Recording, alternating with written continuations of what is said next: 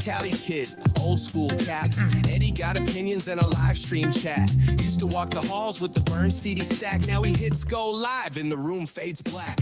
Comment wars flare in the scrolling bar. He's breaking down takes on who we are. Then a thought hits quick like a locker slam. What if I just play the songs that raised this man?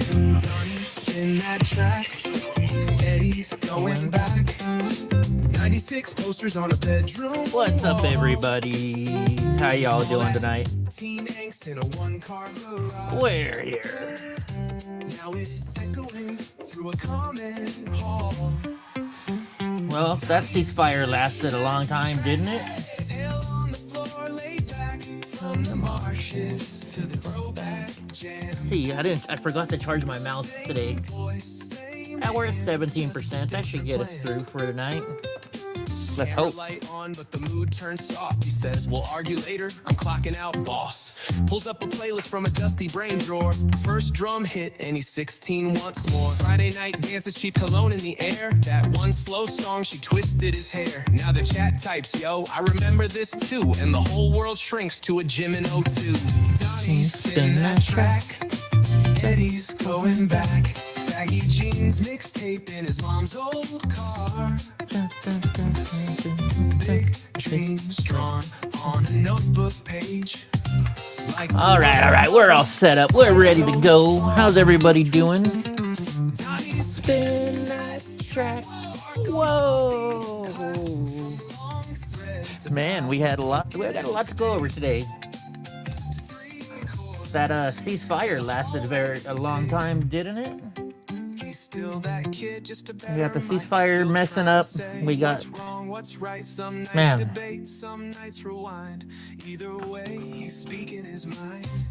What's up, Donnie? You gonna say hi to everybody real quick? There's your monster. There's the monster for y'all. There's Donnie. Oh. Man, we got a whole bunch of stuff with Karoline Leavitt today. JD Vance is in charge now of negotiations in Iran.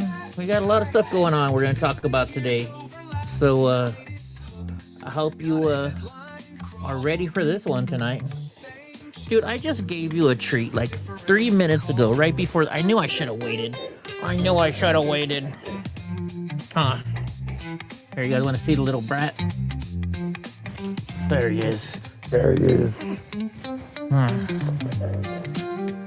You ready for your Donnie SMR stuff, huh? On Donnie's? Yeah. Should we give him one more treat? Should we give him and sister one more treat? All right, let's get his big old treat container out. Get Panda. Come on, Panda. Okay. Watch how fast he leaves me. He gets his treat and goes. That's all he wants. Oh no, he's still here. No, the other half is your sister's. You know that. He wants to try and trick me into giving Panda's treat. All right, let's get started. Hey, you gonna let me do my show? You gonna let me do the show on Donnie's? Oh, here comes sister. Here comes Panda. Panda. There you go. And Panda got her treat. All right, now we can move on. How's everybody doing today? Hope you're having a good one. I know I am. Although this guy, I don't think he's going to leave us alone tonight, is he? All right, Israeli Army spokesman Avichai Adrei, I don't know how you say that name, blames Hezbollah for Israel's brutal strikes today. He says Hezbollah has repositioned from the southern suburbs of Beirut into other areas of the city and blamed them for putting residents in the Lebanese capital in danger. Do you believe him? I don't know. Well, let's see what kind of stuff is going on today over there. I know it wasn't us that was doing it.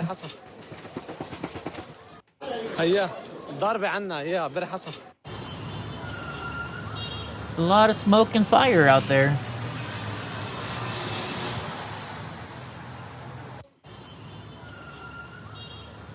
A lot of smoke and fire. Okay, that was all of them.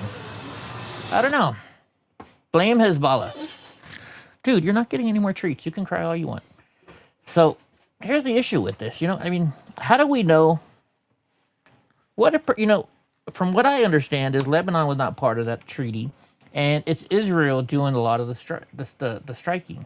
Was Israel actually part of the ceasefire deal?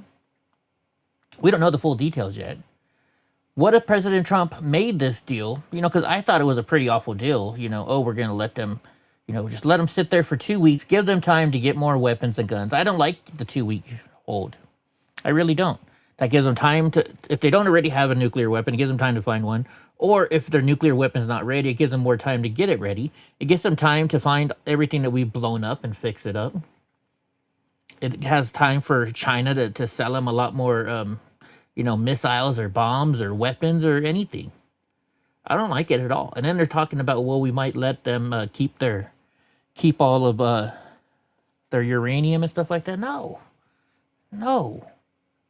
These are the people that want to, you know, that the extreme Islamists want to kill anyone who is not for Islam or is not part of Islam. That's pretty much most of America. Most of the I don't, let's see what percentage. Man, it's going slow now. What percentage of the world is extreme Islam? Let's see. 20. So Muslims make up 26% of the world's population, roughly 2 billion people. So they're a quarter of the nation. So they want to kill off 74% of the rest of the world. They say it many times. If you're not with us, then you're out. You're against us. These are people. These are not good people. I don't know why so many people are sticking up for them. Do we need to be in another huge war? No. But you know what? For many years, the United States has just sat by.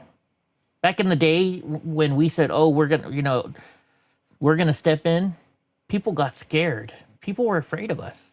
They're not afraid of us anymore because we have all these idiots in Congress, idiots in the Senate. Idiot politicians are just ruining our reputation. They're sissifiing our country.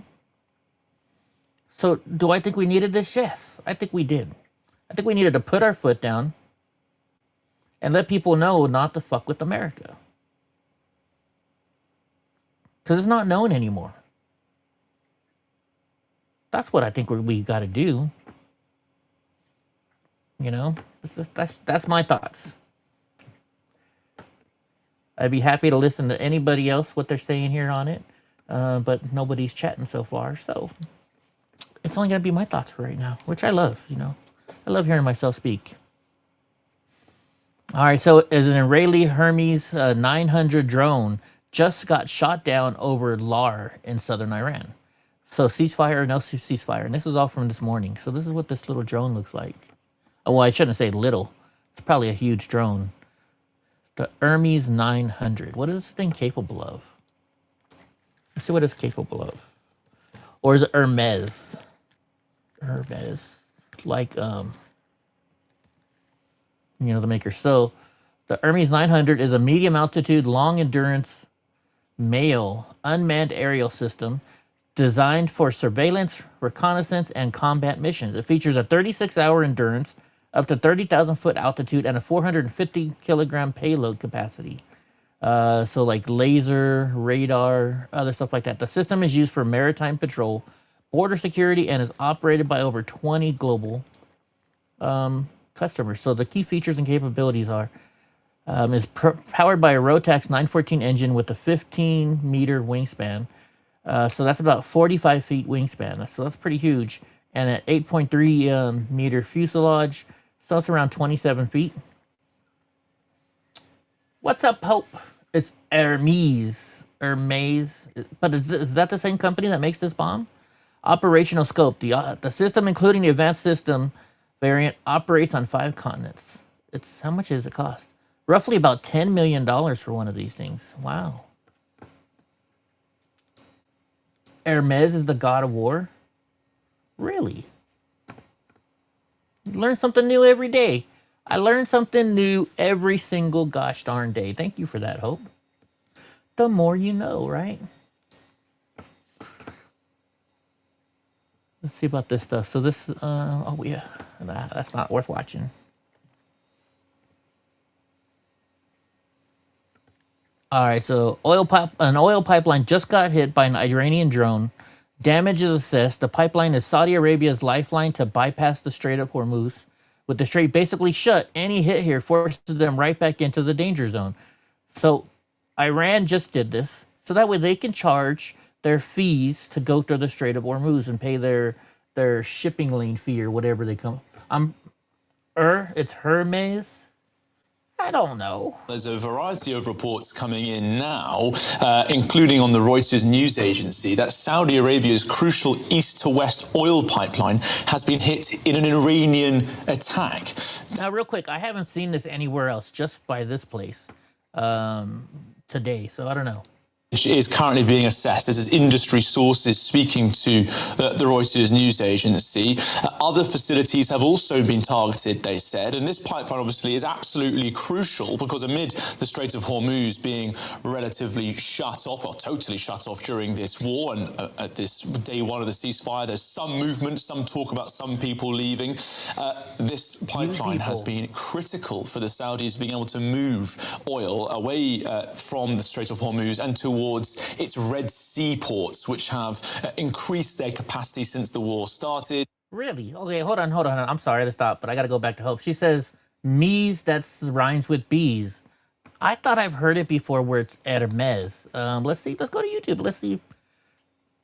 Because, who knows what's right? How do you say Hermes? Let's see if they show it on here.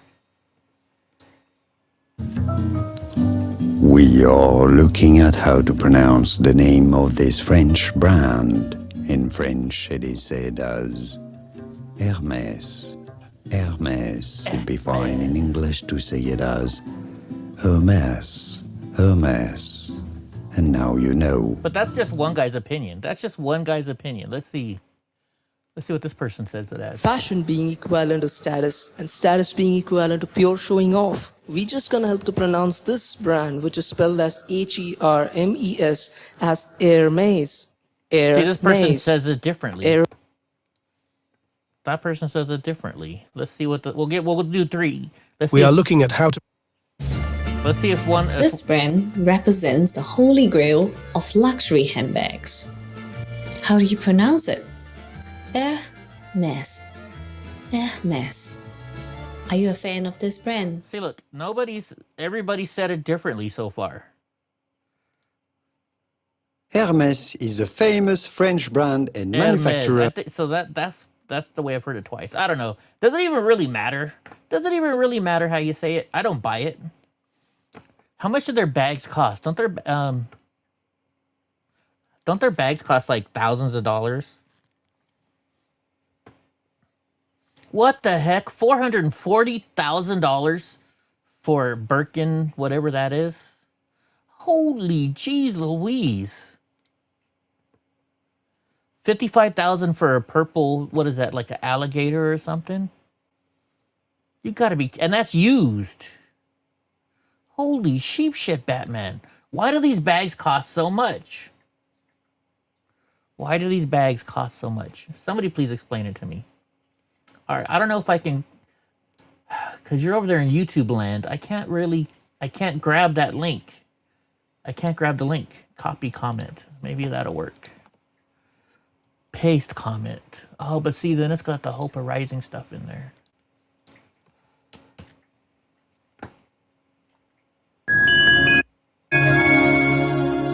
If you're looking to learn how to pronounce this word correctly in American English, keep watching this video.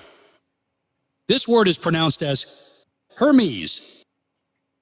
Let's practice together. Hermes. Hermes.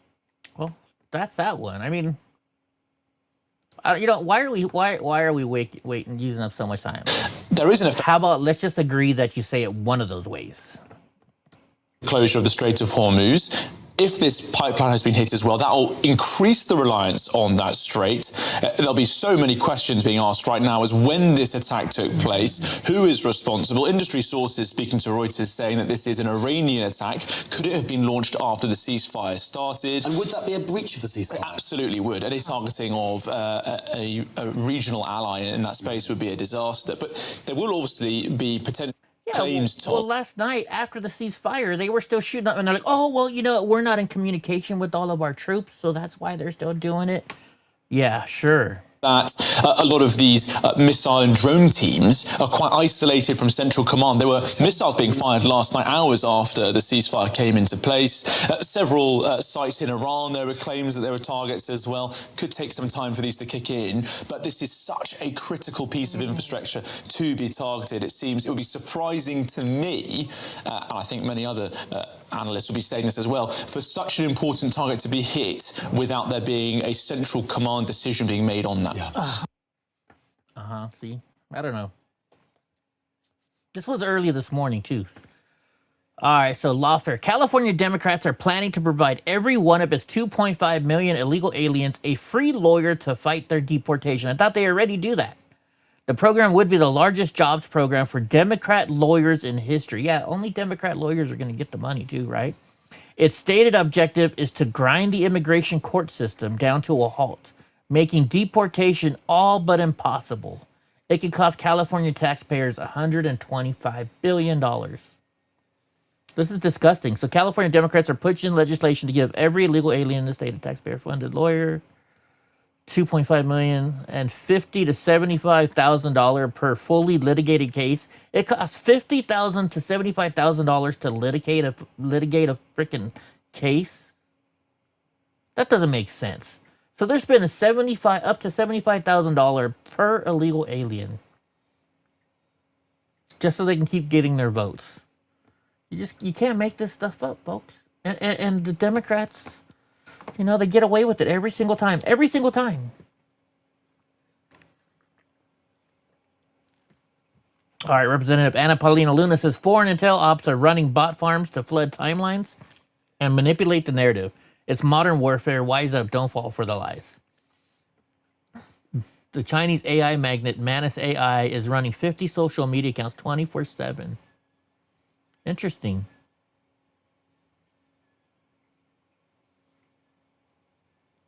They're just working away, right? I mean, how many times, hell, even Gra, fell for a bot the other day, right? Everybody falls for bots every once in a while. I've admitted I've been gotten by bots. It's AI that does what they do best to make sure that you're going to either repost or share something.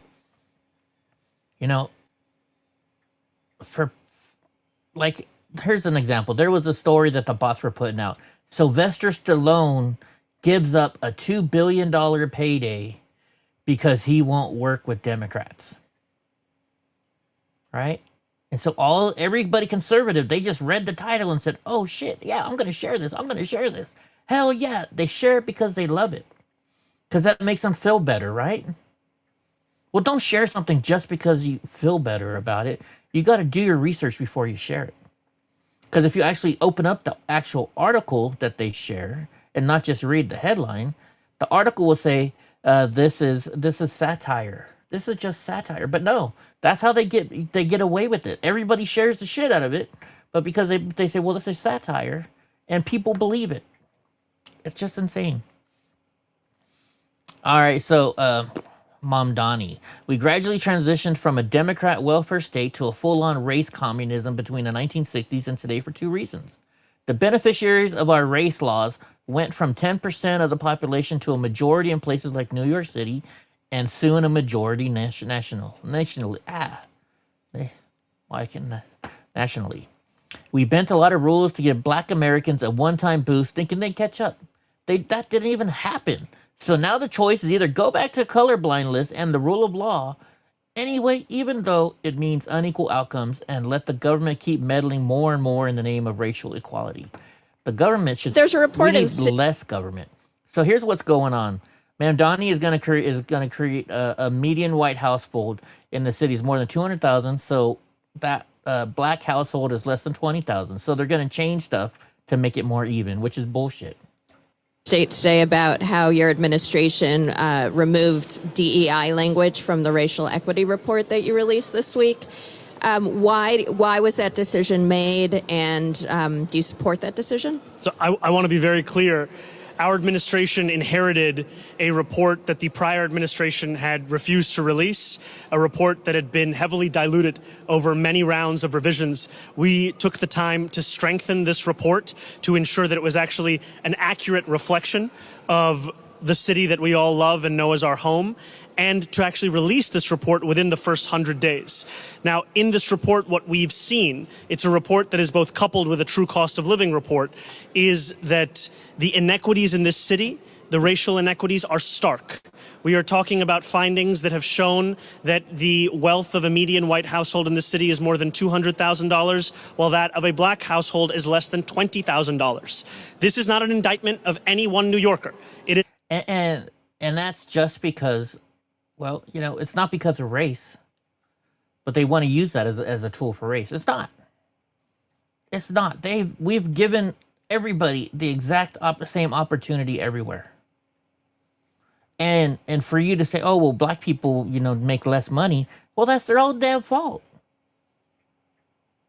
Think about this. They get scholarships before any other person in the country because, oh, well, black people are dumb, so we got to give them a better scholarship. We got to pay their way to go to college. And they still mess it up. There's a lot of very intelligent black people. So saying just because they're black that they're going to make, you know, only $20,000 a year is bullshit. And it's actually racist. Indictment, however, of policies and politics that have persisted for far too long. Our commitment now is to act upon these findings, to do so in concert with New Yorkers' comments, as we've now opened a public comment period for the next 30 days to ensure that we have a city where we are reckoning with the long history of racism here and starting to act upon a framework that puts equity right at the center of it. Thank you. Sure. But why remove the DEI language? We put forward a stronger report that actually reflects the realities New Yorkers are living through. What a joke. This is all bullshit. Oh my God, well, they're black, so we need to put them to the front of the line. No. You need to put the person that's most qualified at the front of the line. Just sick and tired of it. And people are going to say, yeah, but you don't know what it's like to be black, Eddie. Well, you know, I don't, honestly. But I do know what it's like to be crippled.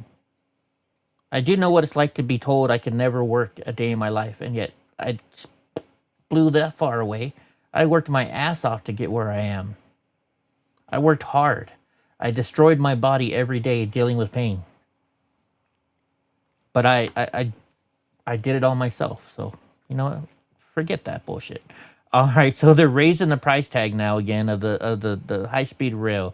It will cost more. Let's see. In 60 Minutes report, officials said they now believe the rail line linking L.A. and San Francisco could ultimately cost about $126 billion, more than triple the original price tag approved by voters.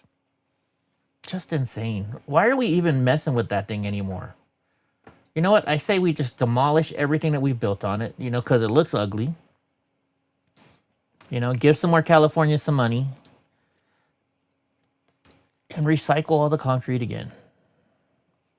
Just my thoughts. So President Trump just said Iran talks will happen very soon for a peace deal, and Pakistan Prime Minister is slamming the violation of the ceasefire. Trump knows how to hold them to it. Iran has to show them how serious. So this was 7:45 a.m. my time. Developments happening in this U.S.-Iran. It's a fragile ceasefire. It's later in the day there, obviously. They're 7.5 hours ahead, I believe you said. So we are waiting to see how this is going to go. There's a question about the Pakistani prime minister. He helped negotiate the ceasefire. He posted this just moments ago. Violations of ceasefire have been reported at a few places across the conflict zone, which undermine the spirit of the peace process. I earnestly and sincerely urge all parties to exercise restraint and respect the ceasefire for 2 weeks as agreed upon so that diplomacy can take a lead role towards peaceful settlement of the conflict. I don't think any of us saw the Pakistanis as the mediators here, but they stepped up. And we also have Mark Rutte, the Secretary General of... The IRGC didn't stop bombing people until 3 or 4 hours after this deal was made. So I don't know who they're talking to and stuff. But the United States hasn't fired since it happened. So a senior Iranian official says, we will punish Israel in response to the crime it committed in Lebanon and the violation of the ceasefire conditions. Iran was, like I said just now, Iran was firing bombs until at least 3 or 4 hours after the ceasefire. The ceasefire includes the region, and Israel is knowingly breaking its promises. Only bullets will deter it. What a joke. You guys let it go on for 3 hours and just, well, you know, we're not in communication with them, so that's why they're still bombing you. No, that was all part of your plan. So at 7:47 this morning says oil tankers have been stopped from going through the Strait of Hormuz, Iranian news claims, because of Israel's ceasefire breach. Hopefully it resumes promptly. Iran know what's coming if they screw the peace talks up. Well, let's see what they're saying here. Are saying that oil tankers passing through the strait have been stopped because of Israel's ceasefire breach. So you have that going on. And there's a report out there that says that the president might not send J.D. Vance to Pakistan for the meeting in Islamabad on Friday. Might be a little soon for that. Yeah, we're just kind of like piecing this together right now. Some of this could play out the way we're saying it, and some of it may not. I think it's tenuous at the moment, and we've said it many times that ceasefires in the Middle East are tricky things. I experienced one about 20 years ago. It was one of the most amazing experiences of my life. Israel and Hezbollah had been going at it for 2 months, every single day, 24 hours a day. They set a deadline for 8 o'clock in the morning. We crawl out of bed, we walk outside on the deck of our hotel, we wait for the countdown at 7:50 in the morning. As soon as 8 o'clock ticks, silence everywhere. Are saying that oil tankers passing. That didn't happen this time. And do you guys think J.D. Vance is the right person to be negotiating these talks? I don't know. I think I'd rather send Marco Rubio out there, if you ask me. So breaking news, President Trump, Lebanon is not included in the deal because of Hezbollah. This comes after Iran and Pakistan said Lebanon is part of the deal, and Iran threatened to close the straits and attack Israel after they bombed Lebanon. Seems Netanyahu had more influence over Trump than expected, and now the entire ceasefire deal is in jeopardy. Iran dragged Lebanon into this war, and now Lebanon could drag Iran back into the war. Mario is... you can totally tell this dude is not in favor of what's going on right now. You know, but that's his opinion, and he's allowed to have it. I mean, I'm not too happy about the war. I think it should be done and over with already, but hey, it's not. Like I said, we've got to finally put our foot down, let everybody know you can't fuck around with this anymore. So General Dan Raisin Kane says the United States military is consumed about 900... Oh, let's just hear it. He'll say it for us. We struck more than 13,000 targets, and along with our Gulf partners, we've thus far intercepted 1,700 ballistic missiles and one-way attack drones, defending our forces and our partners in the civilian population, and we remain ready to do so should the need arise. Along the way, we consume more than 6 million meals, and by my estimate, more than 950,000 gallons of coffee. You know, and they bring up the meals and stuff and the cost of the war. These ships are out anyways.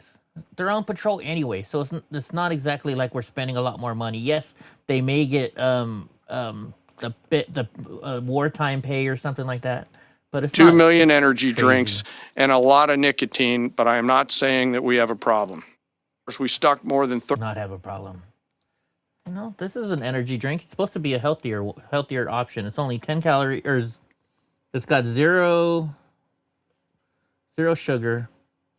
It's non-GMO. It's gluten-free, and it's only like 10 calories. But, I mean, they all say they're healthier, so, you know, who the hell can believe anything anymore? Who the hell can believe anything anymore? So the IRGC Navy, the Iranian armed forces, are now in control of the Strait of Hormuz again. All vessels must obtain verbal permission from the IRGC Navy to proceed through the strait, or they will just be targeted and destroyed. Well, if that happens, then, you know, they're messing with the ceasefire too, so...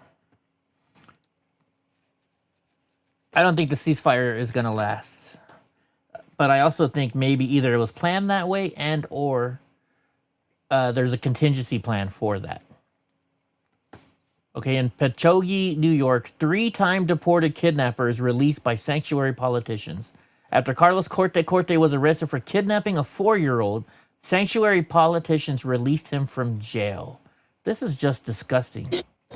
Tonight, a man on Long Island is accused of kidnapping a 4-year-old girl. The child was at a laundromat in Patchogue with her mother over the weekend when she vanished. She was later found at a library. Police arrested 38-year-old Carlos Corte. A judge later released him without bail. Here's Long Island reporter Krista McNally. A man is accused of kidnapping a 4-year-old girl from a laundromat, according to police. Investigators say a mother was at Laundry Kingdom with her 2 children when Carlos Corte allegedly led one of them out. Don't take your eyes off your kids. It takes 1 second for them to disappear. Police say the child was able to simply walk out of the back exit with the 38-year-old man just after noon on Saturday, something that is raising serious concern. So, this is also partly on the mother, folks. I used to live in apartments. I used to have to go to the laundromats like this, right? And the mom's doing the laundry and the kids are just running out, screaming and yelling and just making a whole nonsense of themselves. And the mom just lets them because, they're just kids, right? Another problem with our world is everybody just, nobody disciplines their kids anymore. How many times have I told you, it started a long time ago, well, my dad used to beat me, and so now I'm not going to beat my kids, and they get nicer to their kids. Well, then their kids say, well, my mom used to yell at, she never beat me, but she yelled at me, and I'm never going to yell at my kids like my mom and dad did. And the next generation is, well, my mom was mean because she wouldn't let me do whatever I wanted to do. She wouldn't let me smoke cigarettes, and then I'm not going to do that to my kids, and they just keep lighter and lighter.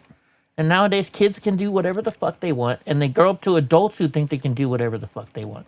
Among people in the community. That's terrible. According to court documents, Corte took her to a second location without the authority or permission of her parents, thus causing a substantial risk of danger to her life or health.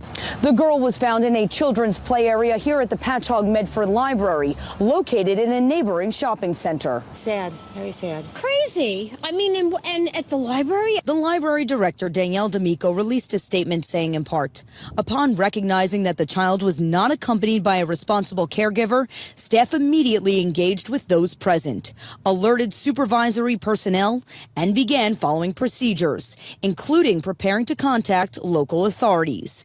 They say within a few minutes, the child was reunited with her mother. I think the kid is safe and home. Yes, that's our understanding. That's the main thing. Corte was released on supervised release with an ankle monitor. He had an outstanding warrant at the time of his arrest.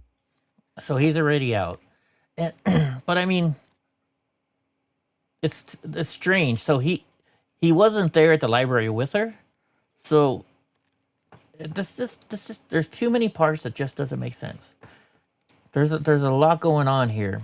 Like why did he took the kid, but then he just left the kid. He's no longer around the kid. That just doesn't seem right. Well, we got some Scott Jennings going on here. We love Scott Jennings. Let's hear what he's got to do today. People just don't know who to believe anymore. And when you can't trust anyone, I mean, you turn to conspiracy. Do you trust General Kane? He says we've destroyed like 13,000 military targets. You think that's a lie? I'm not sure because, the chairman of the Joint Chiefs of Staff, General Kane. We have gotten so much not sure disinformation. This is a career military officer, a man of high honor and high... What do you think? I mean, you sit in on the briefings. Can we not trust what General Kane is telling us about the military devastation we have wrought on these terrorists? All right, Scott Jennings, yeah, they're not going to tell us everything. Let's be real here. The military's got to keep their secrets too. Men and women serving us and the best generals and best intel day to day. Those who work, these are career who do an incredible job. At what point do we say that the people who are in leadership are the problem? We're not questioning the integrity of the career military folks, Scott. That's a red herring that you like to throw out anytime we criticize the people who are as the subject. They're giving us the details. We're talking about at 8 o'clock in the morning. General Kane will stand there next to Hegseth and give us information. You either believe General Kane or you don't. Well, but you also got to realize they're not going to give us all the truth because they can't. They got to protect, their means of doing stuff and the people that do it.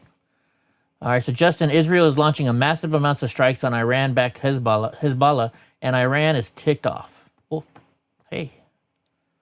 Good morning. We start with breaking news. State media reports that Iran has halted the passage of oil tankers through the Strait of Hormuz after Israeli attacks on Hezbollah in Lebanon. Earlier today, we know 2 vessels were able to go through this passageway, But again, state media is reporting that the Iranians are choking off the strait. I just got off the phone with a senior Israeli official who was sounding the alarm about this action by the Iranians, saying only just a few hours into this ceasefire, the Iranians are already showing that they are trying to leverage their control over the strait and put pressure on global energy trade. And it also comes after reports overnight indicate that an Iranian attack hit Saudi Arabia's east to west oil pipeline, and there was significant damage that was currently being assessed. This is important because this pipeline is the only outlet for Saudi crude exports. And as the Iranians are putting pressure on the strait, they once again are trying to leverage this ability to put pressure on global energy exports. It comes after we got a new statement from President Trump this morning about Iran's nuclear program. The president on Truth Social said the United States will work closely with Iran, which we have determined has gone through what they will be a very productive regime change. There will be no enrichment of uranium, and the United States will, working with Iran, dig up and remove all of the deeply buried nuclear dust. The president referring to Iran's enriched uranium there. And again, a lot of moving parts with this agreement that is very new. We saw overnight new strikes against Iranian oil infrastructure on Leavitt Island. This is just off the coast of Iran. A refinery there was...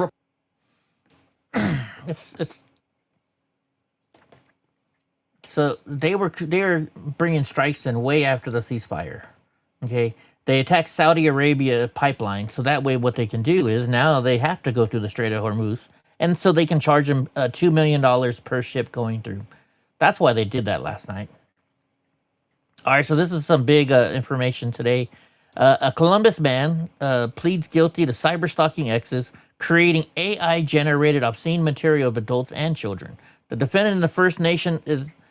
The defendant is the first of the nation convicted of violating the Take It Down Act championed by FLOTUS, which is, you know, First Lady Melania, and signed into law by POTUS last year. So it says Columbus man pleads guilty to cyber-stalking exes. The defendant is first in the nation from the Take Down Act.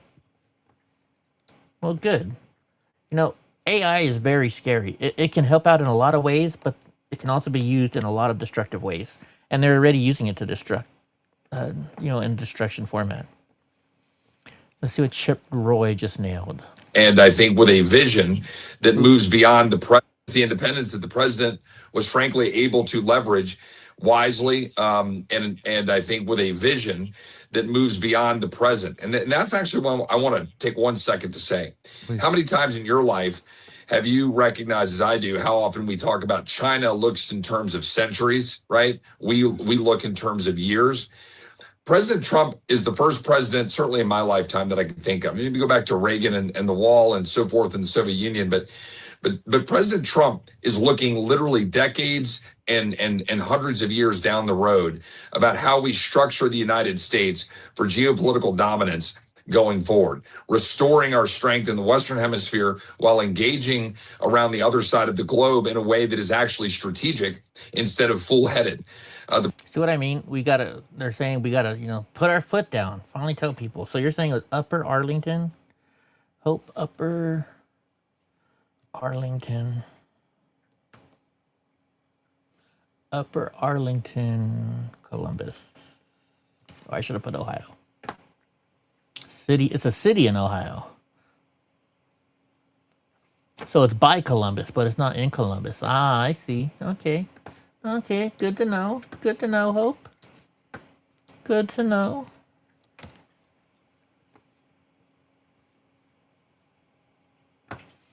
So Justin, a White House official, says that the 10-point peace plan that Iran publicly released on Wednesday differs from the actual plan that President Trump says was a workable basis to which to negotiate.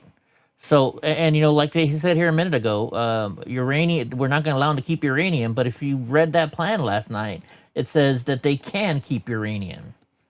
So we're going to have to see how this develops here, which I think we have more information on this a little bit later. So the left is not furious that Secretary of War Pete Hegseth said the U.S. military rule is we leave no man behind. Well, of course, that's the whole, it's always been that way, as right? a long-standing American military rule of never leaving anyone behind. We leave no man behind. That is, of course, the old school version of the idea back when only men flew American military planes. General Dan Kane.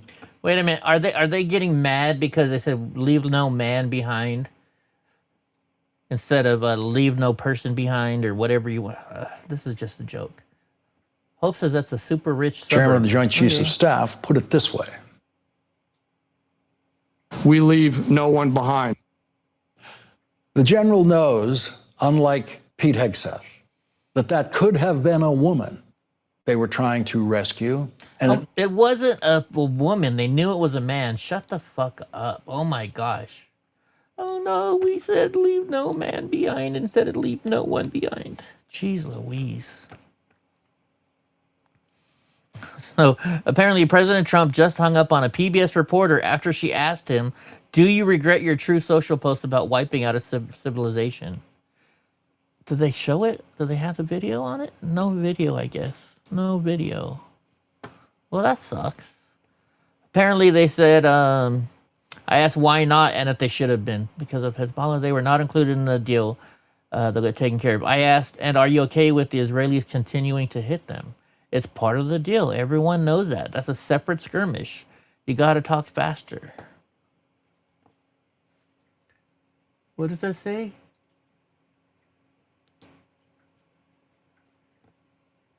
Oh, because I said, geez Louise. Whatever, Hope. You're a pain. You're being a pain tonight, Hope.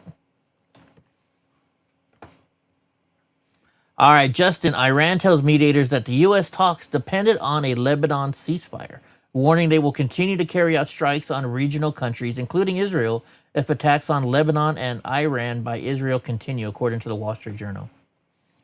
Well, you know, so from what I understand, they're not part of the deal, and, well, as long as Hezbollah is there, I don't think they're ever going to be part of the deal. But we'll have to see. All right, Team Swalwell responds after congressman is hit with explosive sexual misconduct allegations. Oh, wait, hold on. I clicked on the wrong thing. We got to click this here. That's the problem with Gateway Pundit. They always make it so you got to click on their link and go to their own page. I get why they do it, but I just don't like it. The Swalwell campaign is not happy about a young Democrat activist accusing their boss of sexually harassing innocent women. Cheyenne Hunt, an attorney and former congressional candidate, says a number of women are preparing to accuse California Rep. Eric Swalwell of sexual misconduct. Hunt, the executive director of Gen Z for Change, said she has been working with multiple individuals who intend to come forward. In a post on X, Hunt said the allegations involve DMs and Snapchat messages and range from uncomfortable comments to potentially criminal conduct acts. I got involved because the first victim who approached me is a close friend. But when I saw that there were others whose experiences fit the same pattern of manipulation and abuse of power, I just knew I couldn't stay silent. I've been working with a number of women who are in process of coming forward and sharing their stories of sexual harassment and even alleged abuse at the hands of Eric Swalwell. Here's why we're talking about it before mainstream media. Hunt also released a video on March 31st in which she said Swalwell has a known history of being predatory towards women. One message she displayed reads, you know Eric Swalwell has slept with many of his interns and makes them all sign NDAs so they don't speak up later. Well, remember a while ago, they tried to get a bill going saying that, you know, they have every woman or every person that gets paid off for sexual misconduct needs to be put out there so we all know about it. And they voted that down real quick. This is her video. Let's see what she's saying. I think we watched this the other day.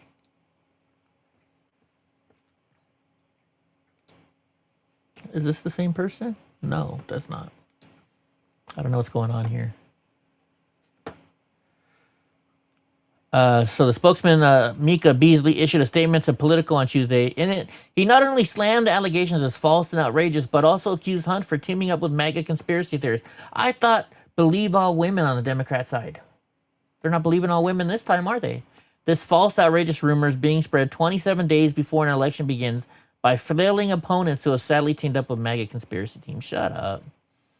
Swalwell never forced anyone to sign an NDA. But, well, you paid them off, right? Krah says, oh my gosh, Krah. Just disgusting. You know he did it. Well, I shouldn't say we know he did it. But I mean, he had Fang Fang, you know, his Chinese spy. You know, who else is he sleeping around with? All right, Justin, oil prices have plummeted 15% after President Trump makes it clear that the Iranians, that they must open up the Strait of Hormuz. Well, they closed it again, so I don't know. Are they going right back up again? Are they going right back up again? It is trading at around $90 today after closing near 110 yesterday, a drop of by more than 15%. This is a big deal. One of the reasons, Dagan, you're seeing the oil price tumbling is because Trump has made it very clear that one key provision that has to be agreed to by the Iranians is to open up the strait. Very good news for all of us. Markets also reacting very positively. The Dow up more than 1,100 points right now. Lauren Samedi with the latest for us. Lauren. But that ceasefire Good morning, didn't Harris. last very So long. the conflict's de-escalation directly linked to the Strait of Hormuz. Iranian media reporting, as Trey brought to you, that tanker passage has stopped. But we can tell you that these two tankers did cross after the... It is trading at around $90 I hate it when they cut it right today off in the middle of after that closing stuff. near 100. Don't you? All right, so breaking news, a helicopter landing at the U.S. Embassy in Baghdad. A UH-60 Black Hawk was spotted flying at low altitude over the city the first time in a long time. Well, let's see it.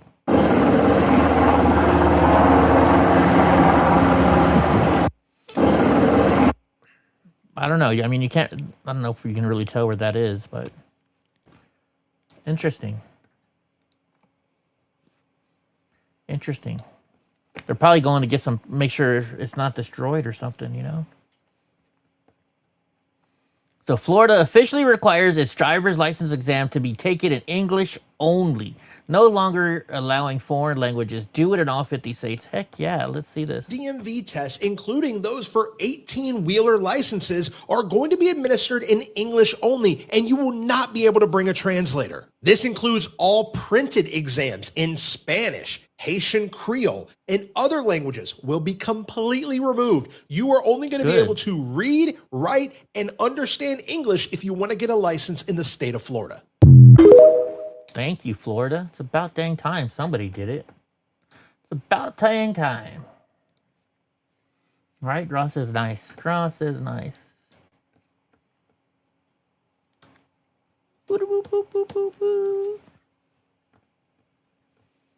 Elon Musk says true. Let's see, and wokeness. What the left plans to do once in power. Crack down on social media speech. They're already doing it. Mass amnesty, 30 million plus new voters, of course, all the illegals. End the filibuster and Pax SCOTUS. Then a nationwide mail-in no voter ID. 52 states, D.C. and Puerto Rico. Abolish the Electoral College. And MAGA arrests and debanking for MAGA people. You know, I wouldn't put it past them. I definitely wouldn't put it past them. That's why you know, they pushed all the January 6th stuff, you know, trying to get everybody arrested and scared so nobody will ever stand up for their rights again. And unfortunately, it's worked so far. It's worked. U.S. defense strike on Iranian refinery was conducted by the U.S. or Israel, and this is according to Axios.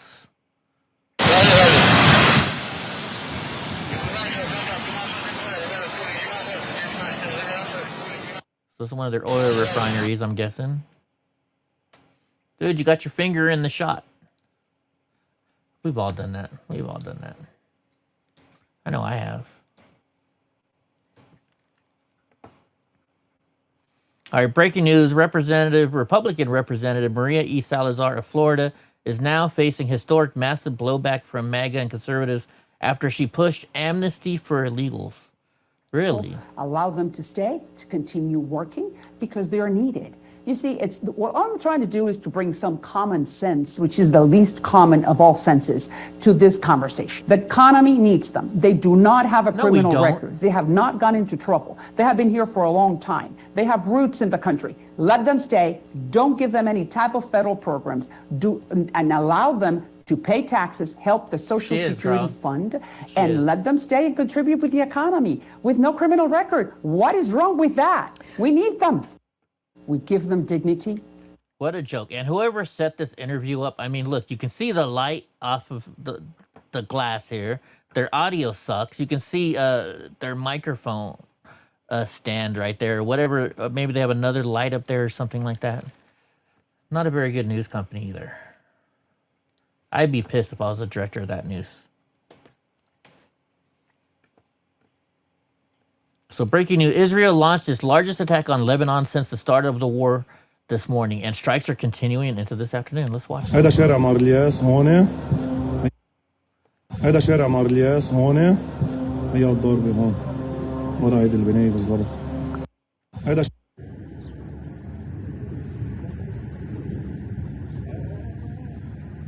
That place, I mean, just look at it. It just looks third world. هون مباشر تلت الخياط كتير كبير كتير هون Oh, there's nothing in that one. Why do all the I mean, I know there's crazy stuff going on right there, right? But why do all the languages in Middle Eastern countries sound like they're yelling at you when they're just talking normal? They always sound mad.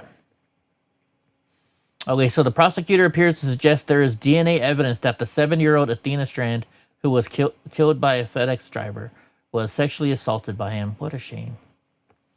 Tanner Horner is accused of abducting the girl from her home before strangling her to death. We have DNA. Not only do we have the initial DNA from Athena that has Tanner Horner's, blah, blah, blah. We also have Tanner Horner's DNA in places where you shouldn't find DNA on a 7-year-old. Wow. Poor girl.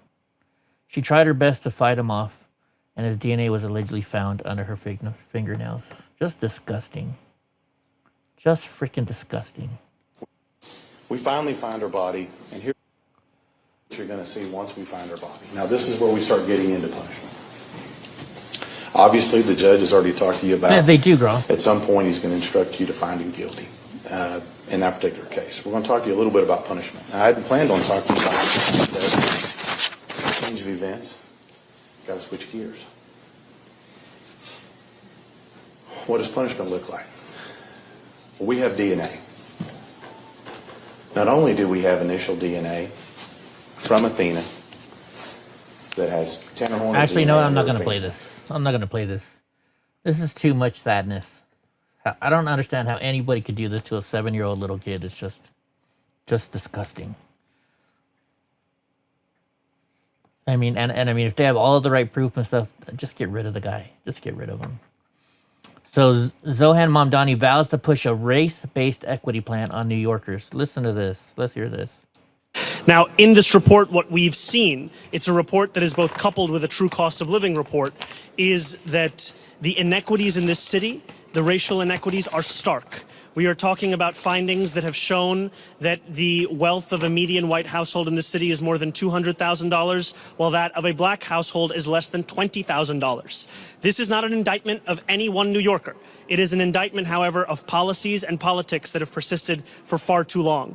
Our commitment now is to act upon these findings, to do so in concert with New Yorkers' comments, as we've now opened a public comment period for the next 30 days.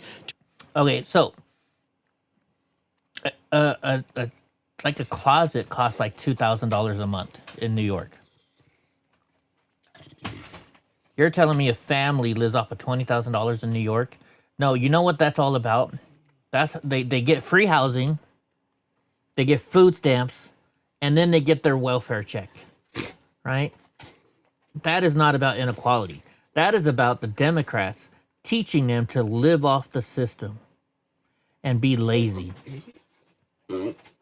This is all because of liberal policies. This has nothing to do with the fact of how smart or how unintelligent people are. This is the fact that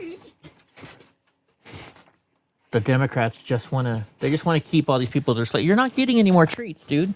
You're really not. You can beg all you want. It's just the Democrats pushing their agenda.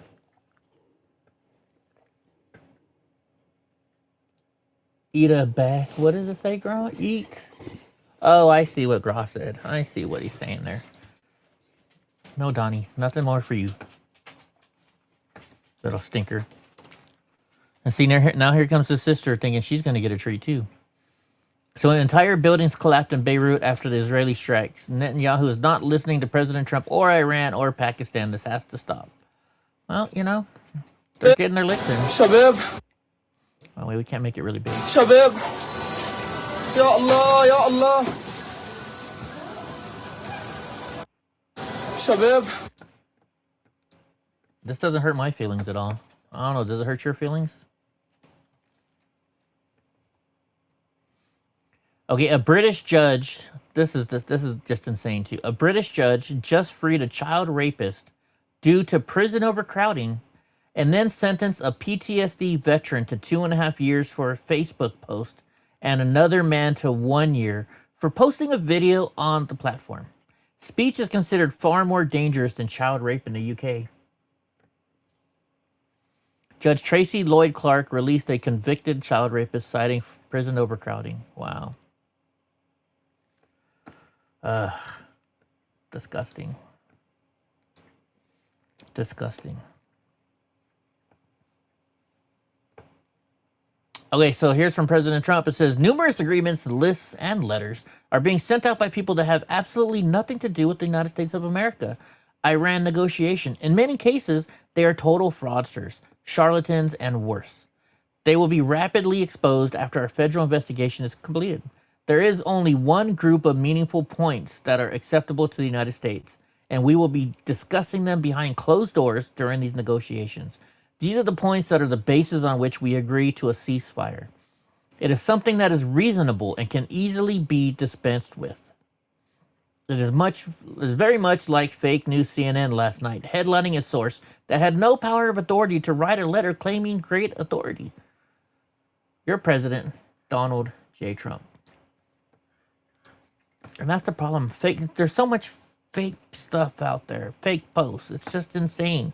And people do it just to make money off of these platforms. And they get paid for how many people view their stuff. And that's the problem. I mean, you should get paid if you create more views. But if you're creating more views by just showing fake stuff, then no, you shouldn't. But how are they going to determine that? You know, we're going to have freaking one person watching every single post that somebody makes? It's time for the U.S. Department of Justice to investigate American influencers taking money without disclosing it, huh? Interesting. I don't think they have to. They really don't have to. That's between them. You know, the confidential, you know, you don't tell people how much you make, right? People doesn't have the ability to know how much you make, right? All right, Secretary of War Pete Hegseth shuts down the obnoxious reporters. Let's see this. A civilization. Yes. Thank you, Secretary Hegseth. Sorry. Thank you. Excuse me. Why are you so rude? Just wait. I'm calling on people. Thank you, Secretary Hegseth. Yesterday in the President's Truth Social, he threatened to wipe out a civilization.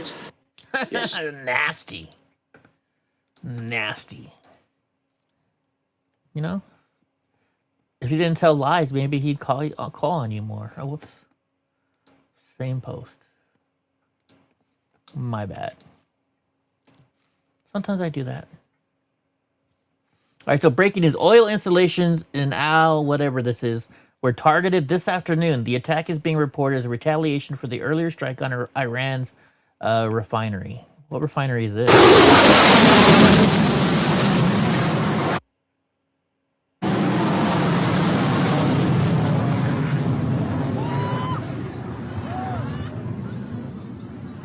Oh, United Arab Emirates. Okay, UAE. That's the United Arab Emirates. So Iran is striking UAE now. Iran's just striking anybody they want to right now again. All right, so Justin, President Trump takes a victory lap on Marjorie Taylor Greene after Clay Fuller wins special election in Georgia. Well, good. We got new people. We got new people in to replace her, you know. The problem with Marjorie Taylor Greene is I don't agree with 100% of everything President Trump does. Nobody should. You shouldn't agree 100% with everybody. But when you sit there and you start pushing the notion of, well, if you don't agree with me, then you're not with me, is bullshit. Because I can agree with somebody and I can disagree with somebody and still be with them, right? I don't agree with 100% of President Trump does or says, but I'm still with him.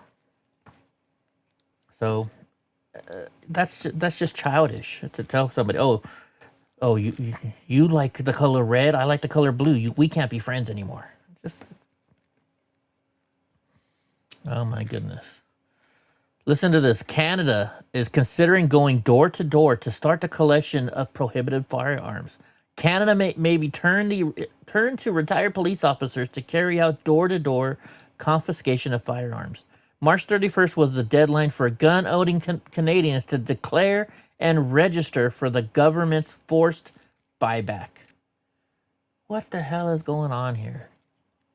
What the hell is going on up there, right? Let's take away all your guns. Let's take away all your guns. No, thank you. Luckily, mine all fell in the lake. So breaking, this is some good news. Experts are stunned that automaker Infiniti has confirmed that 100% of their 2027 QX65 vehicle will be made in the United States. This is great news for the United States. More jobs. And also, too, we should say that production in the United States is of vital importance. You've got the Tennessee facility. You like her, and how much of a percentage is that production right now?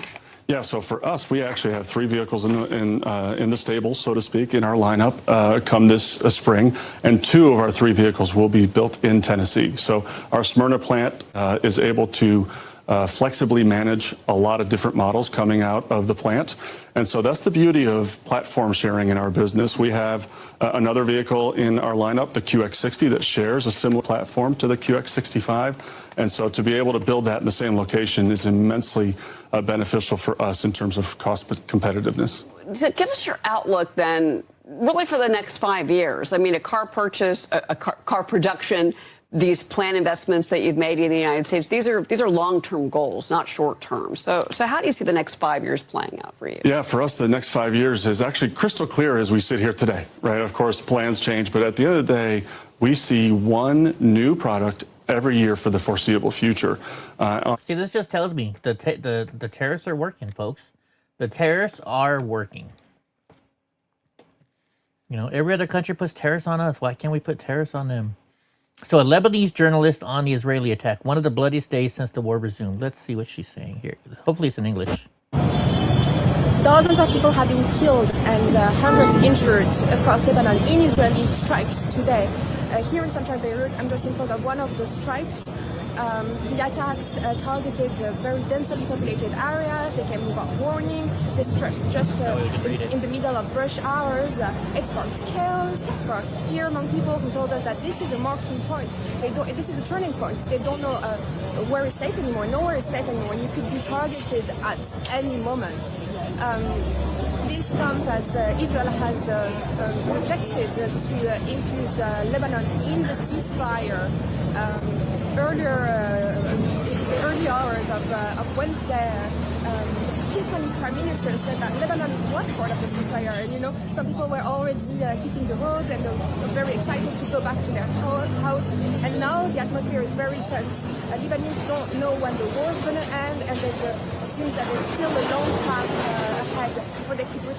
So she's saying, well, Lebanon says, or Iran says Lebanon was part of the treaty.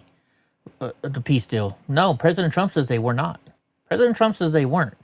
Nobody knows what was part of the peace treaty except for those people in there and the advisors and stuff around it. I think this is Iranians spreading.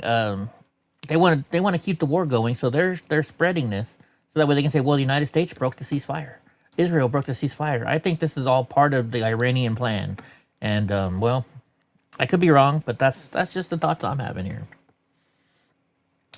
So President Donald J. Trump has just announced that a federal investigation will be launched into the spread of false and misleading ceasefire details. And guess what?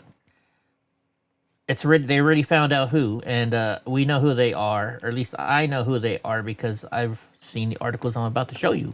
Some of you may know as well, but they have found the person and they're bringing charges up. Let's see, the niece of slain Iranian General Soleimani just begged her ex-boyfriend to help her escape the ICE facility in Texas. Really? Let's see this. Was reportedly called her former boyfriend for help to escape the facility. But according to the New York Post, he declined the call, saying this, quote, "I don't want anything to do with her. She scares me. I was so afraid of her. She knows how to make herself seem like an angel, and you feel like the devil. She takes advantage of every man she knows." Now, another man, a Los Angeles hairdresser, said this about the situation. Thank God after hearing of her arrest by ICE. He said, "That's good. She's a stalker." In court filings, he said the woman subjected him to emotional abuse, harassment, and that she threatened to hurt herself. All of this highlighting a tale of two Irans. Ordinary Iranians facing crackdowns and execution. Reportedly called... Interesting. But, you know, we don't know how true this is. You know, this just could be a jilted lover saying something bad about her. And I'm not defending this woman by any means. I'm just saying we have to think about both sides, right? We have to consider both sides. All right, so IDF dropped a raw cockpit mirror footage from their jets during strikes in Lebanon today. Let's see this. Oh, we got to make it. I don't know why it always messes with me like this. There's no sound, huh? No sound.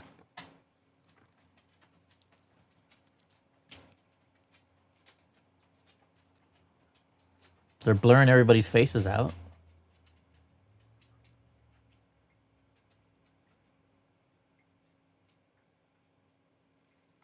Dude, look at that. I mean, this thing looks ugly. Their coloring scheme there. Oh, now there's some audio. Was there audio the whole time? No, there wasn't. Okay.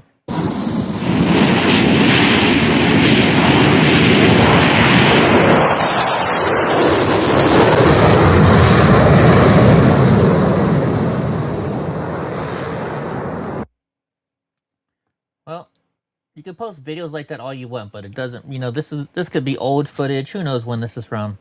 You know, we're America. You don't mess with America. So woke woman shows up to a Frisco, Texas City Council meeting calling everyone racist. Oh, this should be good. Who feel confident and protected enough to come. This should be good. Hi, my name is Ankita. I'm here to address the hateful and racist folks who feel confident and protected enough to come up here on the mic consistently across multiple meetings in Frisco, Plano, and Irving. What does she to consider disparage racist? immigrants and repeatedly put targets on the back of the Frisco community members. People are watching these meetings from all over the world, and these racist remarks are going viral on social media. People are also observing the absence of an intervention. People come up here and disparage Indian immigrants with no consequences. I saw last meeting, someone who came up here was called out for briefly flashing a light because it was a disturbance. And I know that these racist remarks don't physically harm, you know, anyone up here, but it does harm people, you know, outside of this courtroom. It puts a target on people's backs.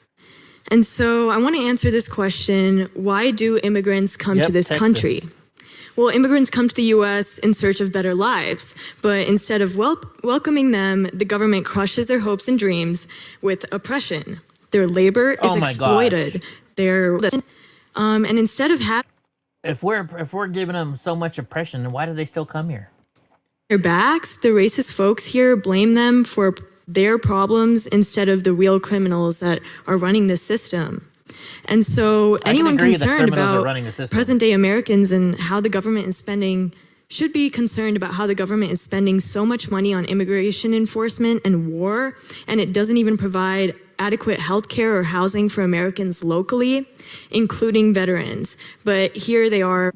So this young woman is showing how unintelligent she is and how much we are spending on these illegal aliens and the wasteful money going to them. And then they're also the fraudulent stuff that's going to them. So and complaining about fake statistics. Fake statistics. We How do you live know your on statistics stolen are real? land, and that land was stolen from indigenous people. Oh my God. Okay, you can shut the fuck up now. We can't even play. I can't deal with this woman anymore. So here we go. Wait, no, this is not it yet. Department of Justice launches an investigation into the January 6th star Cassidy Hutchinson. Cassidy's getting why is it not working? Man, my pointer's way off sometimes. All right, Cassidy Hutchinson, the one, you know, the one that was in a lot of part of the January 6th stuff, has launched an investigation into her. Assistant Attorney General for the Civil Rights Division, Harmeet Dillon, is spearheading the investigation. The investigation into Ms. Hutchinson began some weeks ago after the Justice Department received a referral from a Trump ally in Congress who accused Ms. Hutchinson of lying to the Special House Committee that investigated the events on January 6th. During the explosive televised testimony in June of 2022, Hutchinson, now 29, said that Mr. Trump had encouraged a crowd to gather to hear him speak near the White House on January 6th to march to the Capitol, even though he knew it was armed and could turn violent. Oh my gosh, Gross says she belongs in jail. The Justice Department has assigned a Civil Rights Division to investigate Cassidy Hutchinson, a former White House aide who outraged President Trump 4 years ago after her testimony before Congress. The move was a highly unusual one by Justice Department leadership, directing a criminal case that appears to involve accusations of lying to Congress to a specialized unit that normally focus on systemic civil rights abuses like police misconduct and racial discrimination. Who is this by? Cassidy Hutchinson testified in June 22 that President Trump got into the beast after his speech at the Ellipse with the belief that he would be driven to the Capitol. Okay, so what's wrong with that? According to Hutchinson, who received this information from Tony Ornato, the assistant director for the Secret Service, President Trump grew angry after he was informed that he was being driven back to the West Wing. And according to Ornato, President Trump shouted, "I'm the fucking president, take me up to the Capitol now," which I can see him saying. I can see him saying that. She alleged at this point that President Trump reached up to the driver, grabbed the steering wheel, and tried to commandeer the presidential limo. Hutchinson then claimed Secret Service agent Bobby Engel grabbed President Trump's arm and took his hand off the steering wheel.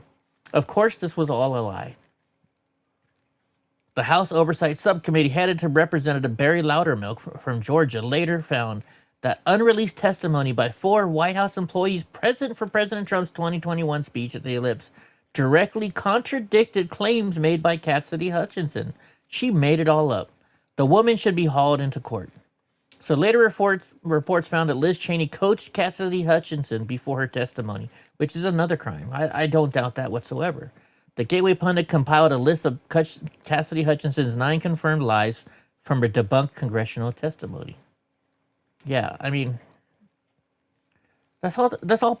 I shouldn't even say it's all the Democrats do. All politicians do is lie, folks. That's all they do. They lie. You know, they're like a person who just gets pulled over, has Coke in their pocket, and they say, "That's not my Coke. That's not my pants." Lie as long as you can, right? And I normally don't like playing these, but I figured we'll have one in the show at least today. So a TikToker says having a grass lawn is racist. This is just insane. I can't stop thinking about how grass lawns are racist and like based in white supremacy. So what do you guys think? Is this lady just making this up, making this video so she'll get views and clicks on TikTok? Does she really think this way? And if she does she just have a mental issue? If that doesn't make sense, that's okay, I guess. It seems really obvious to me. Why is she going to say? It's really upsetting. Bring back weeds. Bring back clover yards. Look, can anything just be okay in its natural state, or do we just have to whitewash everything, make it a competition, and use it as a sign of your worth as a human being in society? Like, can we just have weeds? I can't stop. So somebody wanting to beautify their house by keeping a nice lawn, as you know, Hank Hilling it, as I call it.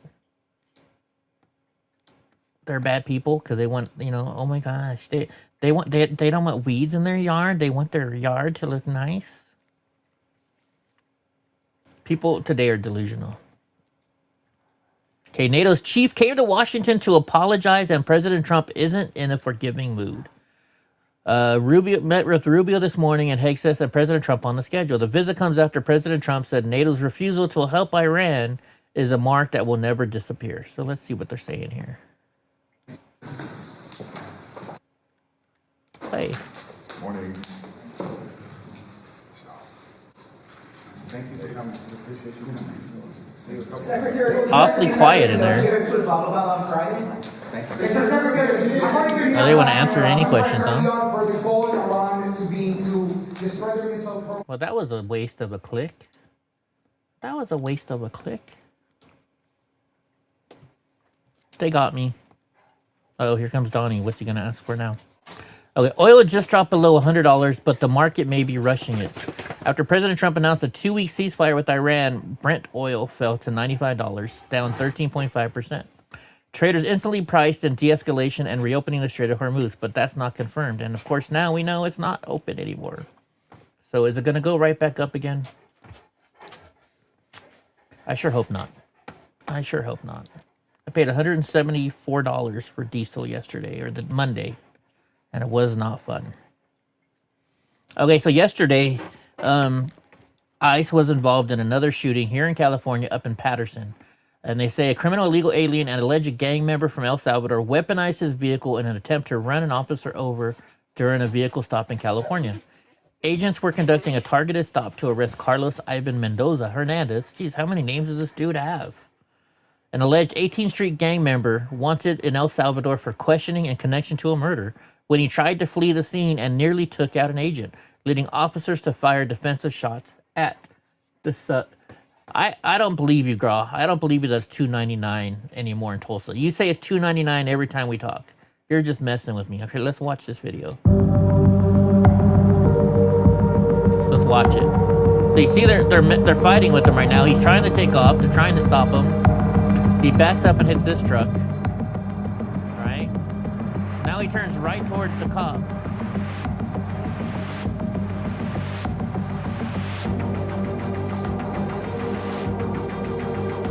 And just so you know, this is not on I-5. This is actually further down. So they shot him and he took off driving. He's still driving, so he's not dead. Just so you know, right there, he's not dead. So no, we didn't show you a murder video here. Hi, pandas. Hi, sweetheart. So this was breaking at what time today? What time was this? Breaking at about 8 hours ago. Airstrikes hitting Tehran and Karaj in northern Iran. Air defense is active for over 20 minutes. The first time air defense has been activated in Tehran since the ceasefire. Who was striking Iran? And we don't know. Well, we will find out soon, I think. I think we have it here. But it wasn't the United States. The United States has not fired anything yet. Okay, why a ceasefire just crashed fertilizer stocks and why you should care. CF Industries dropped 9% today, its worst day since 2022. Nutrien fell 5%. These are companies that make fertilizer, the stuff farmers need to grow the food you eat. Here's why this matters. Fertilizer is made from natural gas. When the war spiked gas prices worldwide, foreign fertilizer producers couldn't afford to make it. American companies like CF had cheap U.S. gas and could charge whatever they wanted because their competitors were priced out. So CF stocks surged 50% this year on that advantage alone. So the ceasefire strengthened. If gas prices normalize, foreign producers will come back online and the pricing advantage disappears. But the bigger story is what happened to the food while these companies were getting rich. Fertilizer shortages mean farmers use less, blah, blah, blah.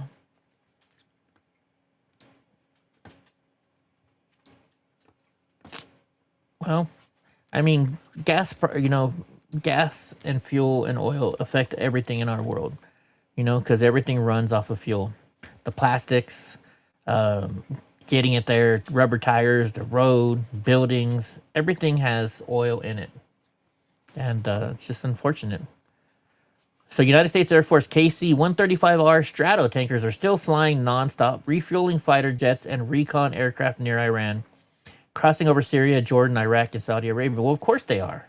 Just because we have a ceasefire doesn't mean we're not going to be flying over, making sure you're keeping up with your ceasefire deal.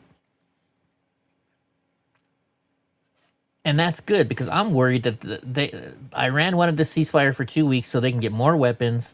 Like Gross said last night, possibly purchase another, a nuclear bomb or something like that. Rebuilding their weapons. They want time to rebuild. I don't think the ceasefire is a good idea. I think it should be a complete peace deal, not a ceasefire. But who am I to make any choices here? I just think Iran is going to keep coming after us no matter what until they're completely destroyed. And we watched this one earlier. We need to play that one again.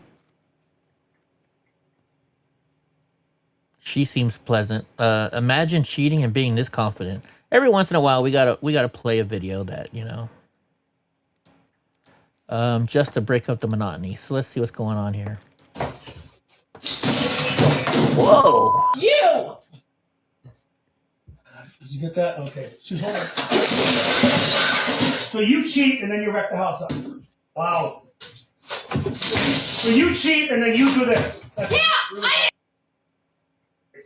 Wow. Yeah, I am because you're calling me a like I don't have feelings. Like I'm not a real person. Like I didn't go through some real the last year. Are you kidding me? We all did today, but I didn't cheat. No, you didn't give a about my mental state. I was a brand new mom. Yes, I did. Okay, so because she's a brand new mom, it's okay. That means it's okay for her to cheat on her husband. But I couldn't handle my own You didn't care about that. You couldn't be strong enough. Poor dogs. Look at the dogs are scared. I don't care. Doesn't matter. It's over. No, you have no idea where I was. And you don't care. You didn't care then. All you cared about was that I was making up. That my feelings were made up. Well, I don't care now. Are you serious? Police chasing her to death today, huh? I mean, wow. I don't know. Do you think she was a little crazy, or do you think she's okay talking like that? In my opinion, President Trump allowed the ceasefire so he can say he tried everything. You know, that's a possibility, Gra. I just I worry that they're gonna use the ceasefire to just get more weapons. Like they ran out of weapons, and so hey, we got to stock up again. That's what I worry about. Netanyahu, let's see what Netanyahu's saying here. As well, and I can reassure everybody who's worship between Israel and the U.S. against our greatest enemy. This is something we've never witnessed before in the history of Israel as well. And I can reassure everybody who's worried about the relationship between Trump and us. Just let me quote him. You guys are great. We speak every day and we smile as we hear these comments. And anybody who chooses to ignore the magnitude of this cooperation is simply ignoring the truth. Just between Israel and the U.S. against our greatest enemy. This is something we really don't know who we can believe anymore. I'm not going to trust anything Netanyahu says. Breaking news, it has just been revealed that for the first time since the war ended, Iranian Supreme Leader Khamenei on Monday ordered his people to negotiate towards a deal with the United States while President Trump's deadline loomed. Trump forced their hand in a masterclass way. They got beat into submission. I agree. He chose mercy. He spared those targets because Iran accepted the ceasefire under overwhelming pressure. The new Iranian regime understood that a deal was far better than the fate that awaited them. This new regime just happened to look at what happened to their predecessors. Their top leadership was systematically eliminated. The previous Iranian supreme leader, dead. The Supreme National Security Council Secretary, dead. The Supreme Leader Office Advisor, dead. He chose all mercy. Gone, all dead. He spared those targets because Iran accepted the ceasefire under overwhelming pressure. We can always resume the targets, right? We can always resume it. Let's see what Karoline Leavitt says. I'll be right back. I gotta use her. This is a victory for the United States of America that the president and our incredible military made happen. From the very beginning of Operation Epic Fury, President Trump stated this would be a 4 to 6 week military operation to dismantle the military threat posed by the radical Islamic Iranian regime. Thanks to the unbelievable capabilities of America's war fighters, the United States has achieved and exceeded those core military objectives in just 38 days. The U.S. military destroyed Iran's defense industrial base, crushing the regime's ability to manufacture weapons that they and their proxies use to maim and kill Americans and terrorize the world. Iran's ability to build and stockpile ballistic missiles and long-range drones has also been set back by years compared to where it was 6 weeks ago prior to the launch of Operation Epic Fury. We destroyed the vast majority of Iran's ballistic missiles, launcher vehicles, and long-range attack drones through more than 450 strikes on ballistic missiles and approximately 800 strikes on Iran's drone-launching units and storage facilities. In total, more than 13,000 targets across Iran were struck. Again, this is in the matter of just 38 days. Meanwhile, the Iranian Navy was completely annihilated. The United States destroyed more than 150 naval vessels in total, including 16 entire classes of Iranian warships. Despite once being the largest undersea force in the Middle East, Iran now has 0 submarine vessels. 97% of Iran's once massive inventory of more than 5,000 naval mines has also been targeted and destroyed. Iran's air forces are functionally and operationally irrelevant at this point, after the United States maintained total air dominance over their country for weeks on end. To underscore the significance of this, before Operation Epic Fury, the Iranian Air Force would fly between 30 to 100 flights per day. Today, that number is 0. Iran's ability to fund and support its terrorist proxies has been greatly reduced. At this point, Iran can no longer distribute weapons to its proxies in the region. And most importantly, Iran will not be able to acquire nuclear weapons. Prior to the start of this successful operation, Iran was aggressively expanding its short-range ballistic missile arsenal. Through these weapons and its navy, Iran was attempting to build a military buildup around their country that would pose an imminent and existential threat to the United States military assets in the Middle East. I agree. I agree. Let's just hope it works. All right, so Iran is now pressuring the United States to choose ceasefire and or Israel. The Iran-U.S. ceasefire terms are clear and explicit. The U.S. must choose ceasefire or continued war via Israel. It cannot have both. The world sees the massacres in Lebanon. The ball is in the United States court, and the world is watching whether it will act on its commitments. And that's Syed Abbas Aragachi, or however you say his name. You know, I love how they make threat. We've been kicking their ass the whole entire war. Yeah, they've gotten lucky a few times, but hey, we've been kicking their ass and they know it. All right, let's see what Karoline is saying here. I would strongly advise the media against running with narratives that have no basis in fact. What Iran says publicly or feeds to all of you in the press is much different than what they communicate to the United States, the president, and his team privately. Never underestimate President Trump's ability to successfully advance America's interests and broker peace. I would strongly advise the media. You know, they're trying to make themselves look like the victim. They're always trying to make themselves, oh, we already read that. We already watched that part because I heard her say that, so we can skip past this one.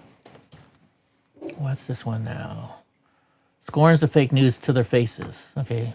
I would strongly advise the media against running with narratives that have no basis in fact. What Iran says publicly or feeds to all of you in the press is much different than what... You see so many of these posts different, you know, by different people you don't know. Here we go. Honoring the 13 American heroes who laid... You know, this one's louder. It's all the same person. As we mark this progress, we also remember and honor the 13 American heroes who laid down their lives in this noble effort. I know President Trump and our grateful nation honors their ultimate sacrifice, and we will never forget them. May God bless their families. As we mark this progress... Amen. You know, unfortunately, that's what happens in war. Luckily, it was a small number. Night. This is... Man, this is... Keeps messing up. There we go.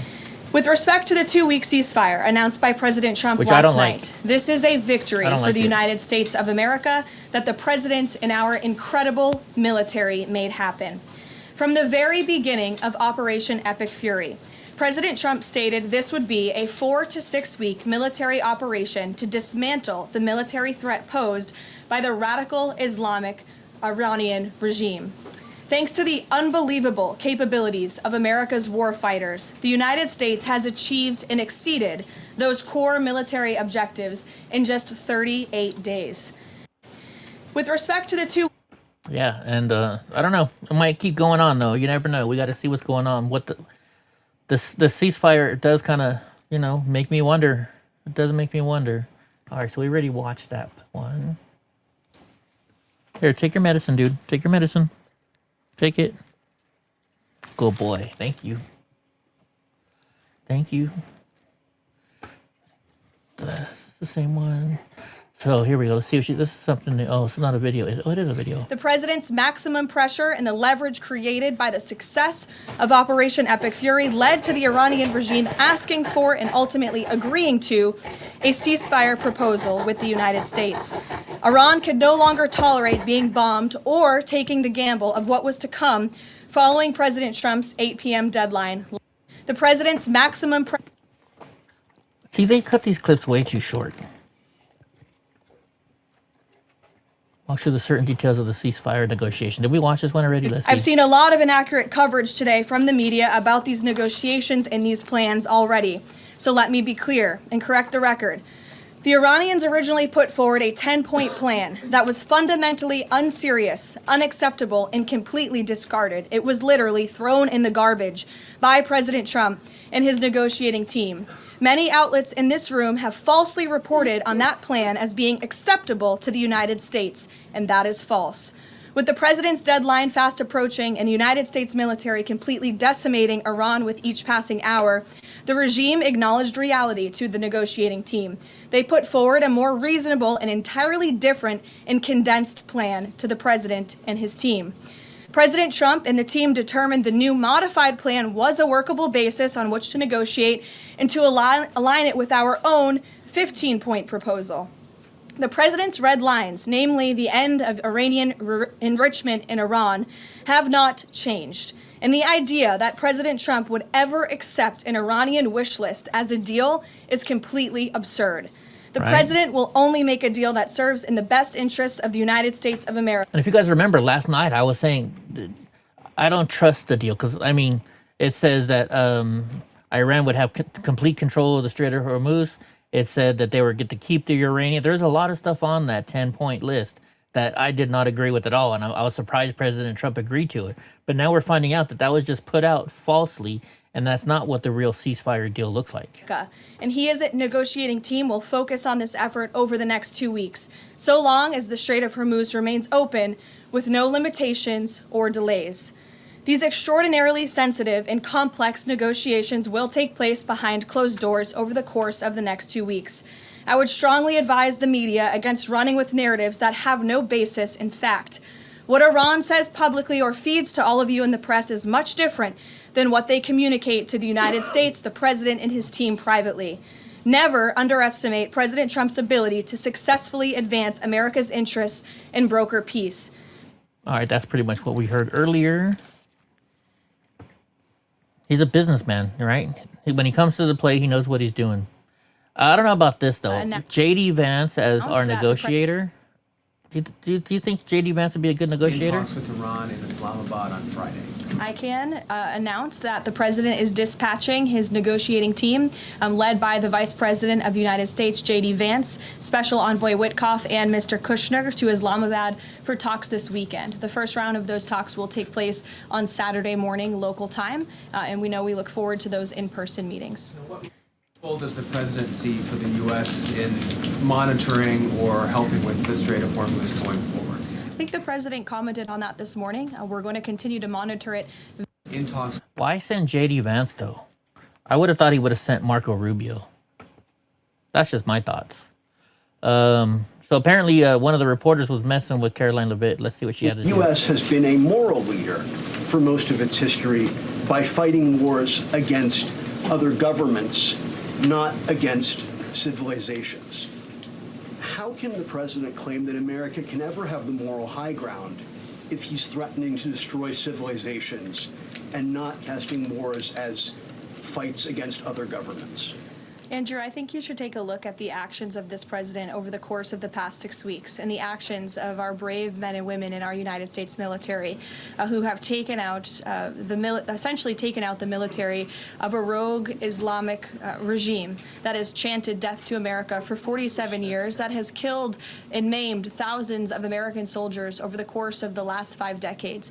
The president absolutely has the moral high ground over the Iranian terrorist regime, and for you to even suggest otherwise is frankly insulting. With all due respect, Caroline, Go ahead. with all due respect, Go ahead. there is Just given what we've U.S. So she just basically just snubbed him. Just snubbed him. All right, so a school bus driver in Sumter County, Florida, was clipped by a train at a railroad crossing. The bus driver reportedly drove over the tracks, even though the warning lights were already flashing and activated. Students on the bus captured the chaotic moment on video. Okay, let's watch this. I hate when they film that way. Just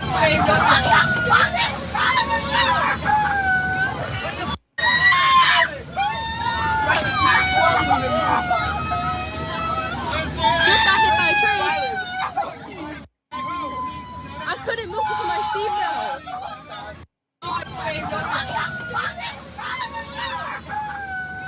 Oh my gosh, the screaming.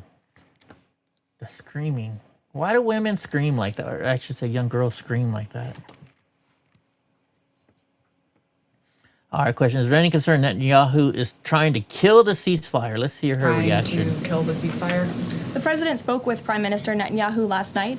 In that private conversation, Prime Minister Netanyahu relayed exactly what he said to the world publicly, that he supports the president and Israel remains a key ally and partner to the United States. They've been a tremendous partner over the course of the past 6 weeks, and we thank them for their heroic efforts as well. The president had that conversation last night, and that was relayed to the world publicly as well. Reagan, go ahead. Caroline, I have a question. Boy, she has a rough job, doesn't she? I'm glad I'm not press secretary. There's a little bit more. We got a little more Carolina bit going on here. Team as they head into these next on the top of the priority list for the president and his negotiating team as they head into this next round of discussions. And as I said in my opener, that is a red line that the president is not going to back away from, and he's committed to ensuring that takes place. We hope it will be through diplomacy. Have they given any indication that they would turn it over? They have. They have. Yes. This is on the top. President Trump is fuming, mad at NATO for abandoning America. We all should be. I have a direct quote from the President of the United States on NATO, and I will share it with all of you. They were tested, and they failed. And I would add, it's quite sad that NATO turned their backs on the American people over the course of the last 6 weeks, when it's the American people who have been funding their defense. As you know, President Trump will be meeting with Secretary Ruta in a couple of hours here at the White House, and I know he looks forward to having a very frank and candid conversation with him. I have a direct quote from the President of the United States on NATO, and I will share it with all of you. I don't know why we're in NATO anymore. We're just supporting NATO and paying for all their bills and all that stuff, and, you know, it's just bullshit. Time. Danny. Should the world not take his word seriously? The world should take his word very seriously in understanding that the president is always most interested in results. And it was the Iranians who backed down, not President Trump. He said that they would face very grave consequences, as you just laid out, by the 8 p.m. deadline if they did not agree to reopening the Strait of Hormuz. And what did they do last night? They agreed to reopen the Strait of Hormuz. Danny. Time. Mic drop. All right, Stormy Daniels' lawyer, Michael Avenatti, has been released from prison. He was convicted in a $20 million extortion scheme targeting Nike, as well as stealing approximately $300,000 from Stormy Daniels. Avenatti was originally sentenced to 11 years and 3 months in prison, but served roughly 4 years before his release on Tuesday. I've actually shook the man's hand before. We were at Politicon, and Ben was, interviewing him, and so other people kicked Ben and Will out for interviewing him. They said it was wrong, and he came up to us and he was like, "Hey, man, I'm sorry that your man got kicked out. That was not my intention. It was somebody else that did that." So that was kind of interesting having Michael Avenatti come up to us and because he knew I was there for Frontline America, and it was interesting. Not saying I like the dude. I'm just saying I got to meet him. Okay, we already saw that. We don't need to see that again. And there's a lot of animals running to our property the last couple of days. Donnie's been going nuts out there. All right. President Trump does not agree with collecting tolls in the Strait of Hormuz. Watch this. Quick follow-up on the attorney. Why would the U.S. allow Iran to collect tolls in the Strait of Hormuz? That's not something that we've opposed for a number of years now. Again, that's not something we've said that we've definitively accepted. The joint venture is something that was proposed by the president, but he was very clear in his statement last night. He wants to see the strait reopened immediately without limitation, and that's something we're going to hold them to. A second question. Quick follow-up on the attorney. Why So, would the U.S. he's not saying allow Iran to collect? he let him bring it to the table, but it doesn't mean it's going to happen. Let's see what's going on here.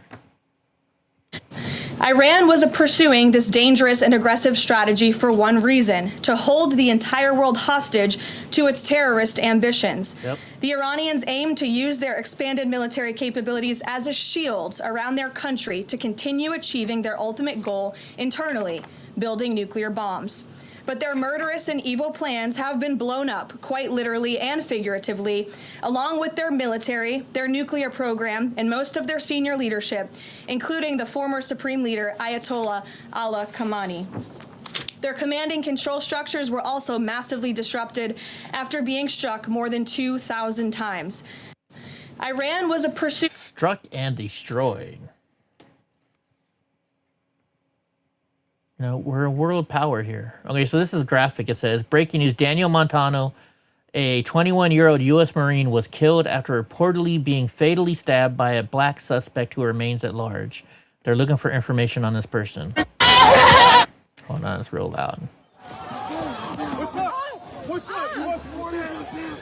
Oh, shit. Oh, my God. Oh, my God. Hey, oh, my God. Oh, my God. Oh, my God. Oh, my God.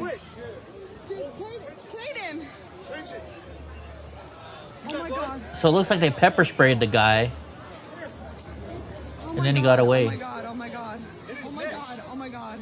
Oh man, they got him in the neck. Look at this guy coming in to help him. Right away putting his shirt on there to stop the blood from coming out. Are you serious? Are you serious? Dude. Wow. Dude, yeah, dude. No. I wonder what it was all over. What's up? What's up? You want some more? I wonder what it was all over. Oh my God. Oh man, prayers for his family. Prayers for his family. Just a shame. Hope they catch the guy. I hope they catch the guy. More airstrike talk. Let's see. Support a joint U.S.-Iranian venture to charge tolls for ships going through the strait. Oh, we already heard that one. Okay, never mind. Kevin O'Leary. Let's see what Mr. Wonderful is talking about here. Multinational, we don't know. However, we have something working for us that we've never had before in the last 18 months. AI has proven to be a powerful metric inside the S&P 500 and globally for margin enhancement and productivity in a way that no one saw coming. Meaning that's providing strength in this market? In every sector of the economy, all 11 sectors. Interesting. And if you look historically, to have really an effect on the economy towards a recession on energy prices, you need oil at above 95 for at least 3 months. I don't think it's going to stay there. It's going to go back to the 70s pretty soon. We saw the shock today on the downside. Oil traders got caught offside. I mean, I have to be optimistic. And the other thing is, this was an AI tech war. There were some boots on the ground rescuing those F-15 fighters, but the rest of this was precision munitions from space and all kinds of different ways to use it. What we've learned, straight open, maybe multinational, we don't know. However, we have something working for us that we've never had before in the last 18 months. AI has proven to be a powerful metric inside the S&P 500 and globally for margin enhancement and productivity in a way that no one saw coming. Meaning that's providing strength in this market? In every sector of the economy, all 11 sectors. Interesting. And if you look historically, to have really an effect on the economy towards a recession on energy prices, you need oil at above 95 for at least 3 months. I don't think it's going to stay there. It's going to go back to the 70s pretty soon. We saw the shock today on the downside. Oil traders got caught offside.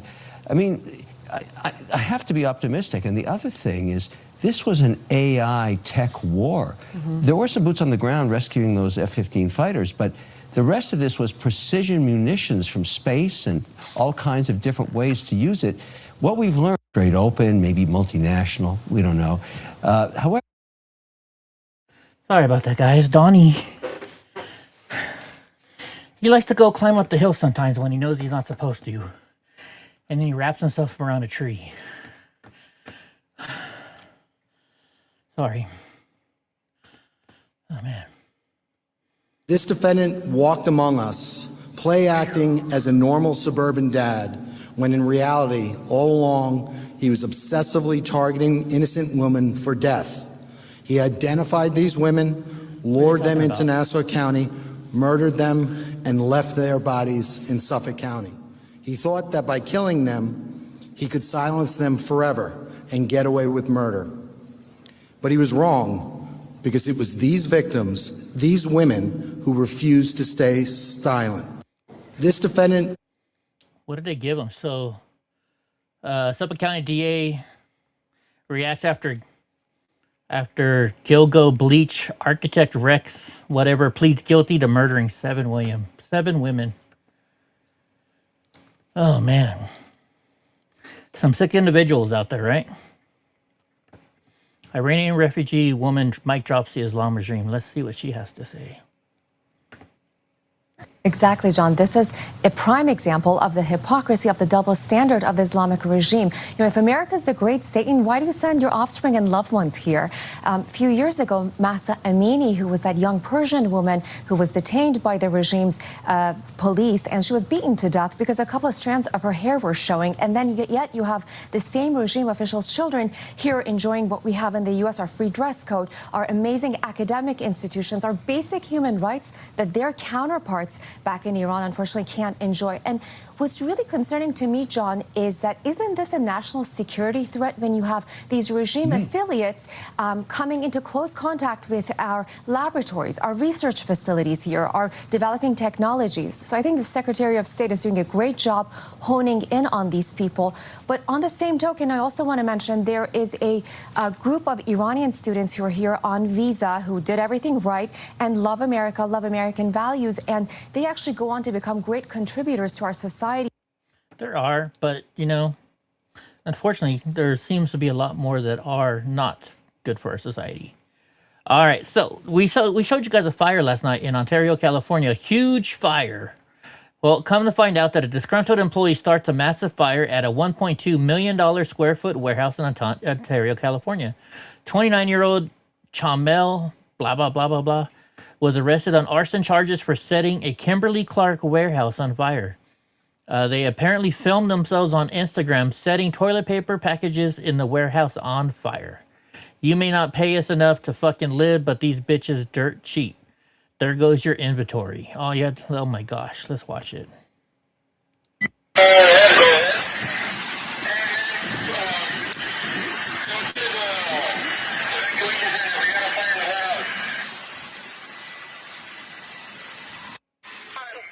Should have paid us enough to fucking live. You know, we may not get paid enough to fucking live, but these bitches dirt cheap. All you had to do was pay us enough to live. All you had to do was pay us enough to fucking live. So because you don't think you're getting paid enough, it's okay for you to burn down their whole entire facility? Wow. I bet you this guy's a liberal. They started another fire there. All you had to do was pay us enough to live. And it's all toilet paper. Here goes your inventory. Holy shit. Wow, what a dumbass. I think this person's going to jail for a long time. They're not going to have to pay for shit ever again. Just insane. And that fire was huge. Wow. Oh. Okay, same one. Same one. What a dumbass. You know, I keep losing more and more faith in society every single day because of what people do around here. Here's another bad one. A DoorDash driver caught on camera apparently stealing tips from a Lake Charles restaurant. You're already getting paid to deliver. Taking tips from the staff is a new low. And it looks like she's taking her kids to work, right? Let's see.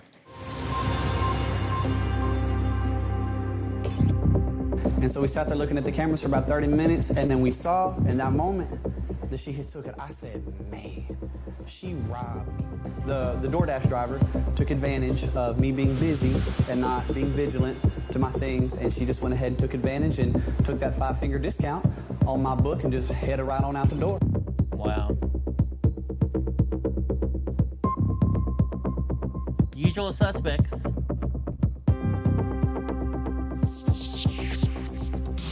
There she goes. She's putting it in her pocket. And they know who she is because she had to pick up a DoorDash order, right? So, oh, look, now she moves over there like, oh, look, I ain't nobody around here. I didn't touch no money.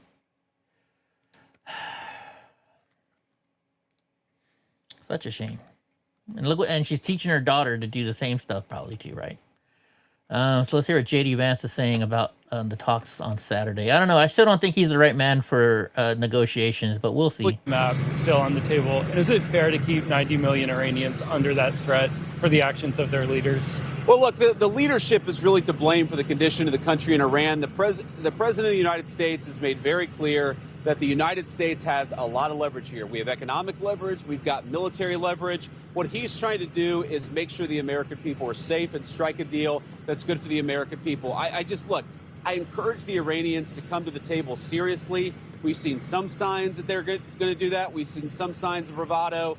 Fundamentally, we're in a good spot. They're reopening the straits. We have a ceasefire. And frankly, if they break their end of the bargain, then they're going to see some serious consequences. But wiping them off the map is different than an economic leverage or military leverage. Why is that kind of language useful in this kind of scenario? Well, again, the president of the United States is saying that unless the Iranians do the right thing, he is going to have some serious consequences for the regime. We obviously don't want the people of Iran to suffer, but we have a lot of leverage that the president of the United States could use, and it's why I think it's so important for the Iranians to be negotiators in good faith. Okay. Yep. I still don't think he's the right negotiator, though. I really don't. This is something different. Let's see if he's saying the same stuff. Tweeting that out before negotiations. So I thought it was interesting, actually, because I did see that tweet from Ghalibaf actually just a couple of minutes ago. And let me say a few things. First of all, he said that there are a few points of disagreement before the negotiation. Well, that must mean that there's a lot of points of agreement because there's a 15-point plan floating around. There's a 10-point plan floating around. If he's frustrated about 3 issues, that actually means that there's a lot of agreement. That's point number 1. Point number 2, to respond to each of those issues, and I read it very closely, let me just say this. I actually wonder how good he is at understanding English, because there are things that he said that frankly didn't make sense in the context of the negotiations that we've had. But to address the 3 points, first of all, he talked about an attack that had allegedly happened on Iran and how that was a violation of the ceasefire. Ceasefires are always messy. An hour after the president announced the ceasefire, the Iranians launched a bunch of missiles. Then the Israelis responded. Then some of the Gulf Arab states responded. This is the nature of a ceasefire. No ceasefire ever goes without a little bit of choppiness. What we have been very clear about is that we want to stop the bombing. We want our allies to stop the bombing, and we want the Iranians to do the same thing. We're seeing evidence that things are going in the right direction, but it's going to take a little time. The second thing Ghalibaf said, which again I found fascinating, is he said, we refuse to give up the right to enrichment. And I thought to myself, you know what? My wife has the right to skydive, but she doesn't jump out of an airplane because she and I have an agreement that she's not going to do that because I don't want my wife jumping out of an airplane. We don't really concern ourselves with what they claim they have the right to do. We concern ourselves with what they actually do. And I think the president's been very clear on the enrichment question. Our position on that has not changed. I think the third thing that he said was Lebanon. Okay. And again, I actually think that is a reason, but neither us nor the Israelis said that that was going to be part of the ceasefire. Again, we're working with people to try to get through. It wasn't part of the ceasefire. At least that's what. See, they deleted that post. Okay, somebody deleted that post already. Or it was taken down. All right, let's see what Senator Chip Roy is talking about with greatly, and that there's so Benny much Johnson. gas development in the state of Texas and that the Texas refineries are hungry. They thirst for Venezuelan oil and for the oil in our hemisphere and for making America an oil superpower. Can you talk us through sort of the geopolitics of this Iran move, as it seems like this is going to be cooling down here in the Mideast? Yeah, Benny, great to be on. I come to you from a hotel room in Midland, Texas. The life of someone on the campaign trail running for Attorney General, as you know. So I'll be visiting with a lot of the great folks in Midland who bring to the world that gas that you're describing, oil that powers America and has given us the independence that the president was frankly able to leverage wisely and I think with a vision that moves beyond the present. And that's actually what I want to take 1 second to say. Please. How many times in your life have you recognized, as I do, how often we talk about China looks in terms of centuries, right? We look in terms of years.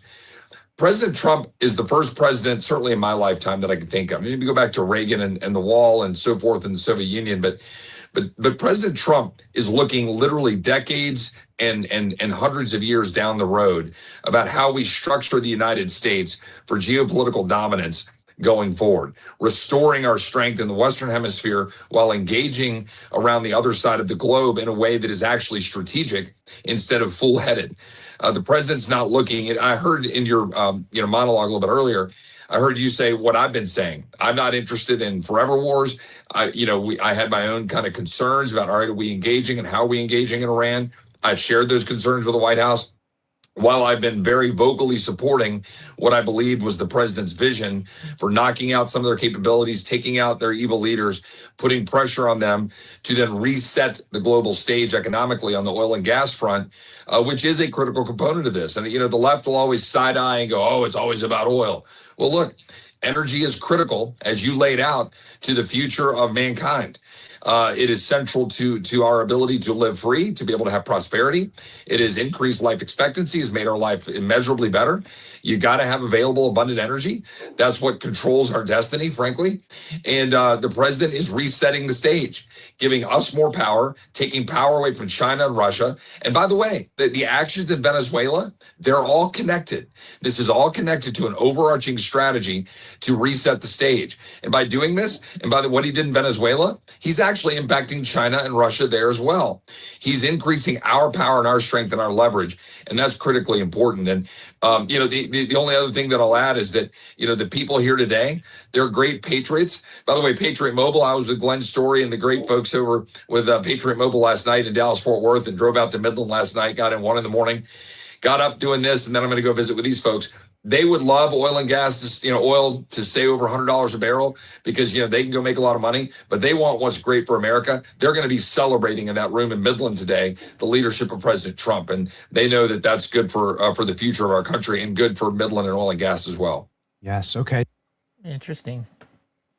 Well, Midland is definitely where all the oil people are there in Texas for the most part. Midland, Odessa there, so...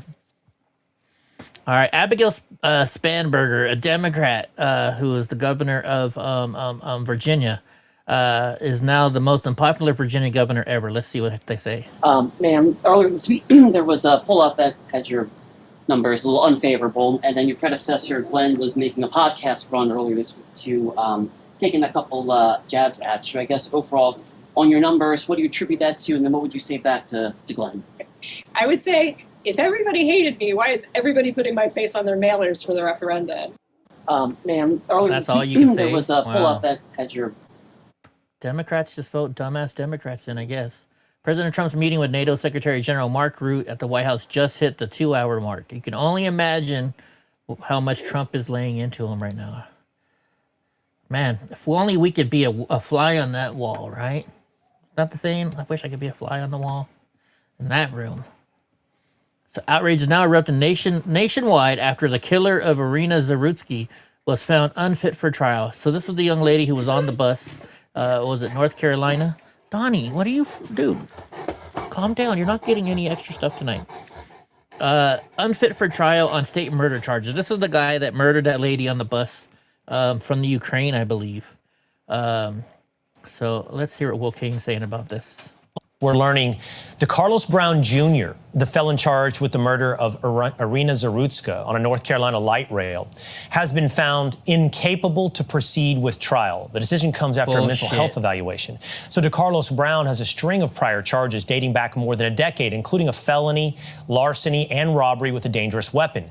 Brown's lawyers are now asking the court to push back a scheduled April 30th hearing for another 6 months. It's pretty unbelievable. Wow. How many times can this man continue to commit crimes and be judged incapable of being accountable for his crimes? It's not just larceny. It's not just... So if you're incapable of standing up to trial, then why are you let out? Why aren't you put in a facility, a mental facility?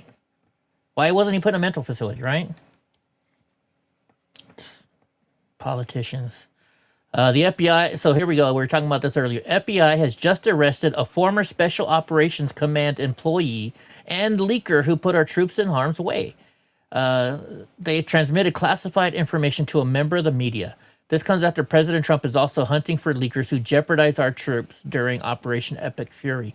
Oh, so this is not the leak from yesterday. This is a former leak. Okay, this is different. As you probably know, we didn't talk about the first one for an hour. And then, so they're still looking for the leaker from what happened yesterday. Okay. A lot of people are getting that confused. They're saying, oh yeah, it was the leaker from yesterday. They caught them pretty quick. But this is not the leaker from yesterday, folks. This is a leaker from a long time ago. I'll sending work. Let this serve as a message to any would-be leakers. We're working these cases and we're making arrests. So this was not the leaker from yesterday, folks. Just get that straight. Get that straight. Okay, breaking news. A U.S. Army Special Operations Command veteran, this is her, now facing federal charges for allegedly communicating and transmitting. So it's a female. And pretty soon, I have one coming up. I'm not sure where it is. That will show us her exact name. So this is from Sarah Gonzalez, Texas. Let's see what she's saying. Here it is, Artie Sharma.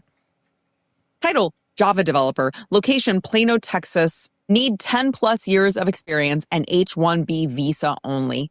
Send me your resume at artie.sharma@compunal.com. Oh, you're a citizen of this country? You don't need to apply. We don't really care that we're breaking the law. Actually, try us, I guess. Come and get us, I guess. A few moments later.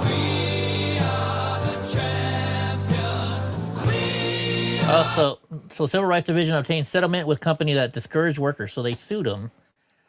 Interesting how that works, right? Good. We're not here to hire H-1B visa people. So calls are now mounting for Representative Sheila Cherflus McCormick, a Democrat from Florida, to be expelled from Congress after she embezzled $5 million in FEMA funds.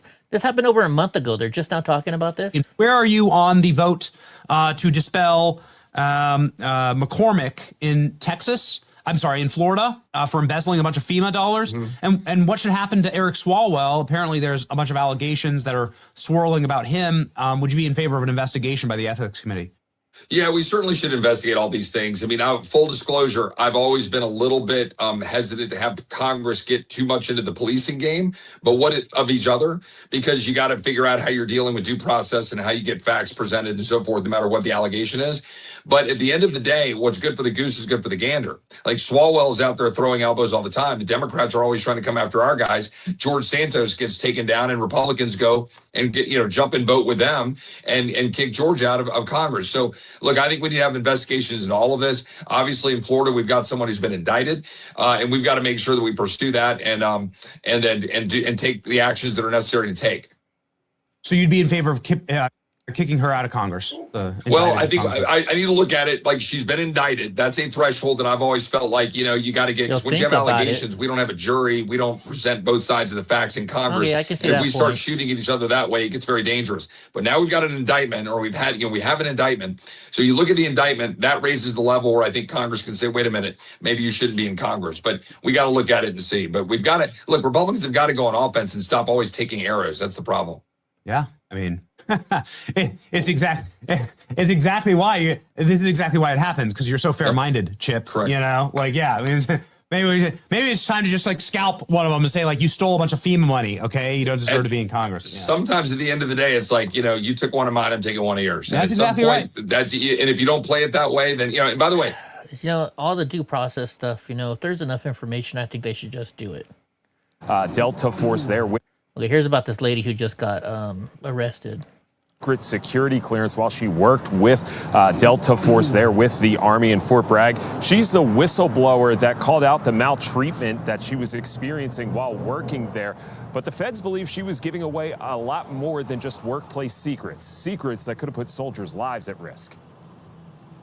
For 8 years, Courtney Williams worked in the Army's Delta Force at Fort Bragg, behind-the-scenes work to help maintain cover for one of the military's most secretive groups. But now she's being accused of leaking top-secret information to a journalist that could have put soldiers' lives at risk. Williams was quoted in Seth Harp's book, The Fort Bragg Cartel. My book is critical of these institutions because I think that waging war in secrecy for 20 years gives rise to a host of cultural problems that spill over into communities like Fayetteville. WRAL interviewed Harp about the book in October. Williams was quoted extensively when referring to a toxic work environment within Delta Force, where she claimed she was sexually harassed and discriminated against while also sharing information about work she would do. A criminal complaint filed today indicates she had concerns about how Harp's reporting could affect her, telling her mother, "I might actually get arrested," and also telling Harp, "I would definitely have been concerned with the amount of classified information being disclosed." She continued, saying in part, "I'm taking deep breaths, but have a feeling this is going to be more of a nightmare for my children than not." So why Harp did you do declined it? an interview, but sent me a statement calling this a vindictive act of retaliation and saying in part, former Delta Force operators disclose national defense information on podcasts and YouTube shows every day, but the government is going after Courtney for the sole reason that she exposed sexual harassment and gender. Wow. They're going after her because of that, but they're actually going after her for what she actually did, which was wrong. There's no excuses here. Even CNN is now calling out Hassan Piker. Let's see what they're calling him out for. Of the October 7th terror attack, the deadliest day for the Jewish people since the Holocaust. Quote, "It doesn't matter if effing rapes happened on October 7th. Like, that doesn't change the dynamic for me. The Palestinian resistance is not perfect." Now, let that sink in. Hassan Piker is excusing sexual violence by Hamas terrorists. He also claims Hamas is, quote, 1,000 times better than Israel. Hamas is a designated terror organization, not just by the U.S., but by the EU, Canada, Australia, New Zealand, just to name a few. And here's what Piker said about the horrors of September 11th, 2001. America deserved 9/11, dude. F it. I'm saying it. Like, we fucking totally brought it on ourselves, dude. Holy shit. We did. We fucking did. Here's some of what he actually has said. Just insane. And this guy lives in America. Just doesn't make sense. Why these people think this way. Wow, look at this. Israel launched what is called the biggest strike against Hezbollah in Iraq, Beirut, and massive explosions. Did you see that? Wow. Let's watch it again. Bam. Holy jeez. That's some destruction there. That's some destruction. All right. Senator, NATO Secretary General Mark Rutte stuns the world, comes out in support of President Trump, flaming our allies for abandoning the U.S. epic fury. So I'm guessing this happened after his meeting with President Trump. Let's see what he's saying. Run the risk that this would lead into the North Korea moment, where you talk so long that at a certain moment, it's beyond the point where you can still get this done, because then they would get their hands on the nuclear capacity. And that is if they don't already have it. A big risk for Europe. It is existential for Israel. It is existential for the Middle East. So the whole world is safer by this president degrading those capabilities. But there are a lot of this is by many in Europe acknowledged, and they understand that continuing talking to get so now all of a sudden NATO's kissing our ass. Is done.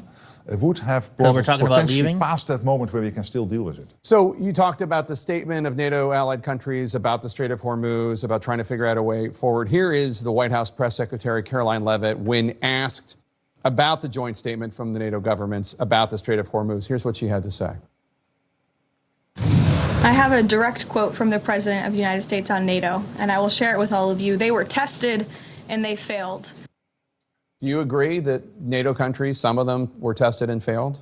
Some of them, yes, but a large majority of European countries, and that's what we discussed today, have done what they promised before in a case like this because they know that when it comes to NATO, it's there to protect the United States.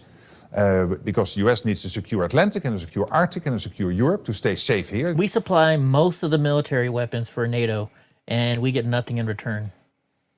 Yeah, I'm sorry, but no. Minneapolis is preparing to consider legalizing adult bathhouses where residents can engage in sexual activity. The bathhouses were legal until the 1980s and became closed because of AIDS. I've never been to one, so I don't even know what a bathhouse is. After the George Floyd riots, after the anti-ICE mobs, we hoped that Minneapolis would start to clean up its act, but we didn't think they'd take it in this direction. After a 38-year ban, Minneapolis city leaders are considering, I can't even read this, considering legalizing places, this is a quote, where sexual activity between consenting adults may be facilitated. We're talking bathhouses, because apparently doing that in your own home is, I guess, now outdated. Well, these clubs, bathhouse club places, were shut down during the AIDS crisis, obviously for health reasons. But now activists say they need to come back, bring them back, because they believe sex clubs provide dignity and, quote, community safety. They even claim that it's about promoting modern public health strategies. Here to weigh in, Dustin Greggy, Town Hall columnist. Dustin, come on, they were supposed to vote on this tonight, but the vote was put off, I understand. So what happened? No, and frankly, this wasn't the only one either. They were also looking at designated parking lots where homeless people could sleep in their cars. We're talking about decriminalizing drug paraphernalia. This is the DSA platform of Minneapolis, and this is what they're trying to do next. They're trying to commercialize sex. And frankly, this is going to be the roadmap to actually bring sex work back into Minneapolis at some point, because this is their agenda, and this is what they actually want to pull off. But what happened with this vote? So let's just focus on one outrage, which I mean, sex work is like the oldest profession in the world, right? I mean, what does it matter if other people are doing? You know, this is some government overreach, I think, you know. People want to have, you know, you pay to have sex, right? If you got to take out this person to dinner and stuff like that, you're basically paying for it anyways. I mean, I don't know. I don't know what I think about this. Bathhouse, or whatever. So let's focus on that. So what is a bathhouse? A bathhouse is a place where hold on. You know, I actually need to look this up myself because I don't know. What is a bathhouse? I honestly don't know what it is. A bathhouse is a public or private facility providing communal bathing areas such as pools, saunas, and steam rooms designated for hygiene, social gathering, relaxation. Yeah, I don't think this is what they're talking about. In some regions, particularly in the United States, bathhouses have historically served as a significant social gathering spaces for the LGBTQ community. And how does it relate to sex? Let's see. A gay bathhouse, also known as a gay sauna or steam bath, is a public bath targeted towards gay and bisexual men. In gay slang, a bathhouse may be just called the bath, the sauna, or tubs. They have been used for sexual activity. So it's like an LGBTQ thing, I guess. I guess it's all just an LGBTQ thing. Just trying to help out gay people. But they postponed it. I believe there was some... That's why we don't know what it is, because it's all about gay people. Outrage expressed, including in the Muslim community, which I imagine was not... Many were not all too happy about this. So the left, the cultural left meets the conservative Islamic community here at some point. No, it's very possible. But at the end of the day, even Omar Fateh, who is actually a part of that community, part of the DSA platform, he himself has come out in favor of this as well. So it's not going to be a big issue for them at the end of the day. They still want to push this through despite that, because at the end of the day, yeah, the Democratic Socialist Campaign, this is what they want to push. They're all pushing LGBTQ stuff. And I keep telling you folks, they're pushing this so they can lower the population. That's their goal. President Trump just lashed out at NATO. Let's hear him. Let's hear him speak. The least will be gone, and then they're coming for Europe. And I have to tell you, I'm very disappointed in NATO. Very. I think that NATO, I think it's a mark on NATO that will never disappear. Never disappear in my mind. You know, they're coming to see me on Wednesday. They're going to say, oh, we'll do this, we'll do that. Now they all of a sudden want to send things, you know. But they said it loud and clear at the beginning. When I spoke to UK of all, I would have said they would have been the first because they're the oldest. And I say, yeah, I'd love to have a little help. He said, no, sir, we'd rather wait till you win. I said, I don't need help after we win. They have 2 old broken aircraft carriers, barely work. I said, I guess we can use them. Who the hell knows? I called the general. He didn't even want them. He said, we don't really need them. We got the SS Abraham Lincoln, sir. We don't need them. Do you know, we have, in terms of technology, we had one day 101 missiles going at 2,700 miles an hour aimed at the Abraham Lincoln. 101 missiles.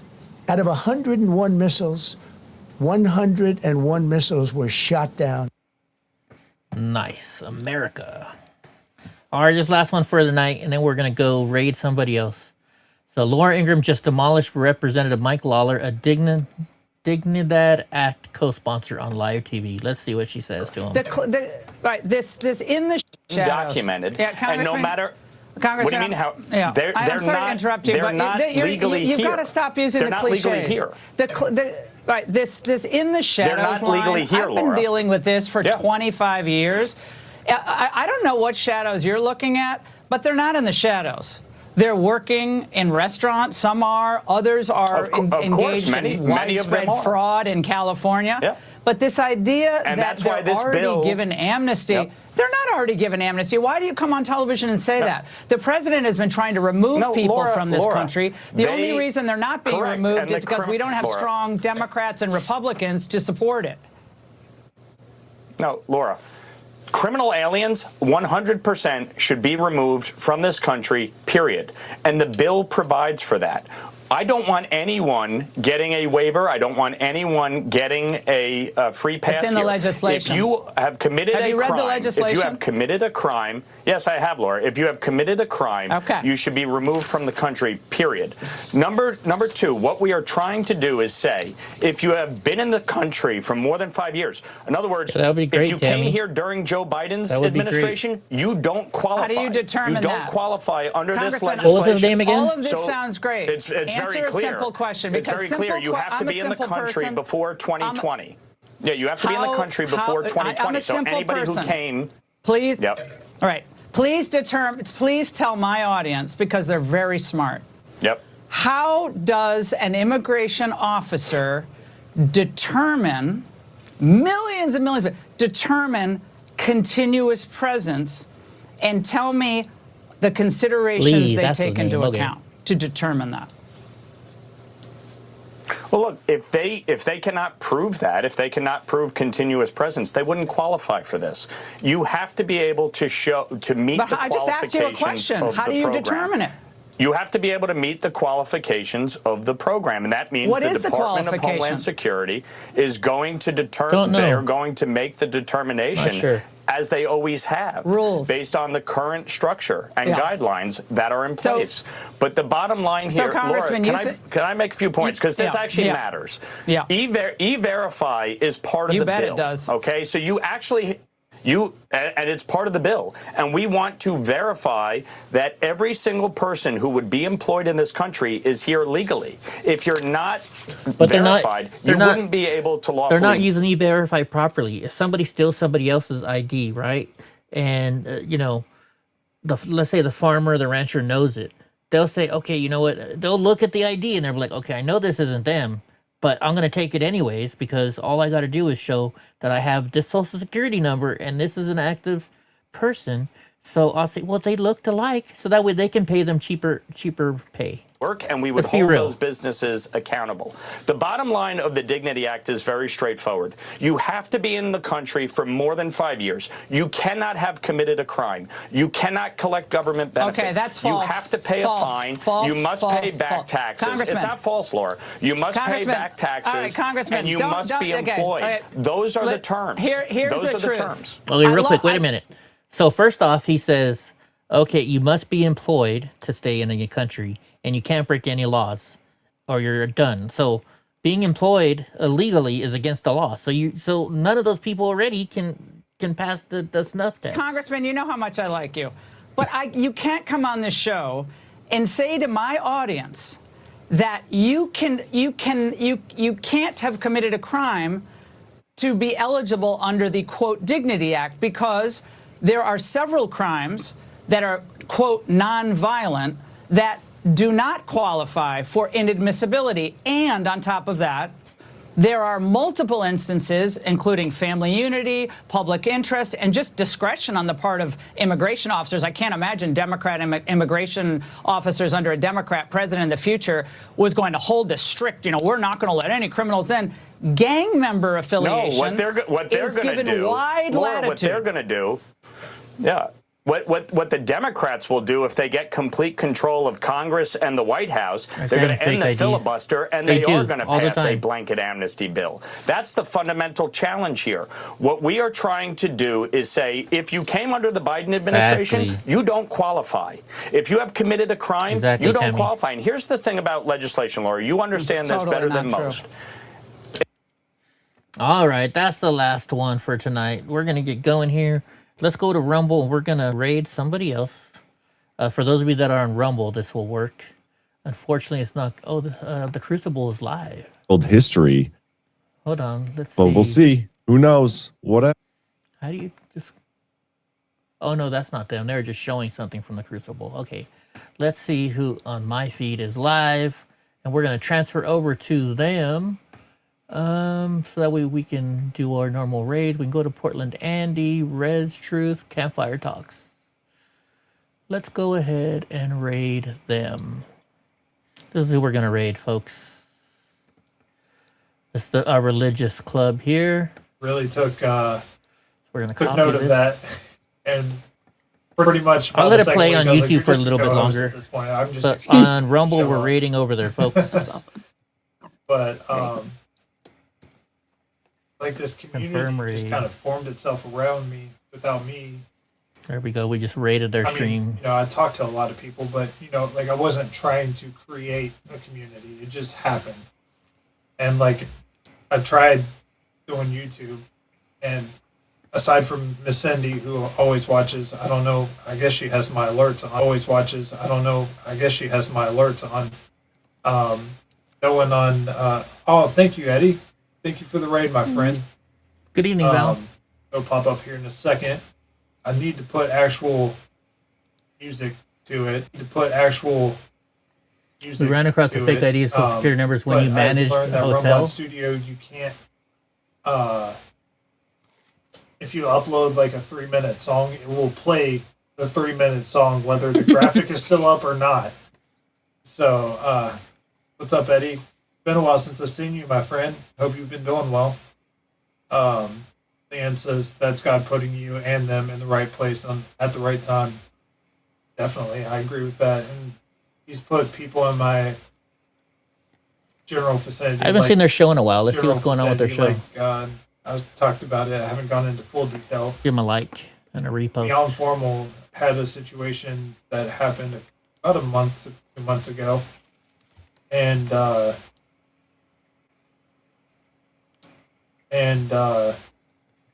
Beyond Formal was the first person I reached out to, aside from obviously talking to my fiance. I knew that he had This is a religious channel. Like what I was going through. And I sent him a text that's like, hey, this is going on. For everybody else out there, if you want to check them out, here is a link to them. Called me, just like that. Dropped what he was doing and called me. And I was like, that's how you know it's a true friend. And just like Mischief, Free, I'm not thugging on Free because Free does a show right before us. When I was doing video. All right, guys, I'm going to get going because I got some video editing to do here. So everybody, talk to you later. We're going to go feed Donnie and Panda. Had something come up to where and have a great night. Good night, Tammy. Good night, all. He had people working in his house around.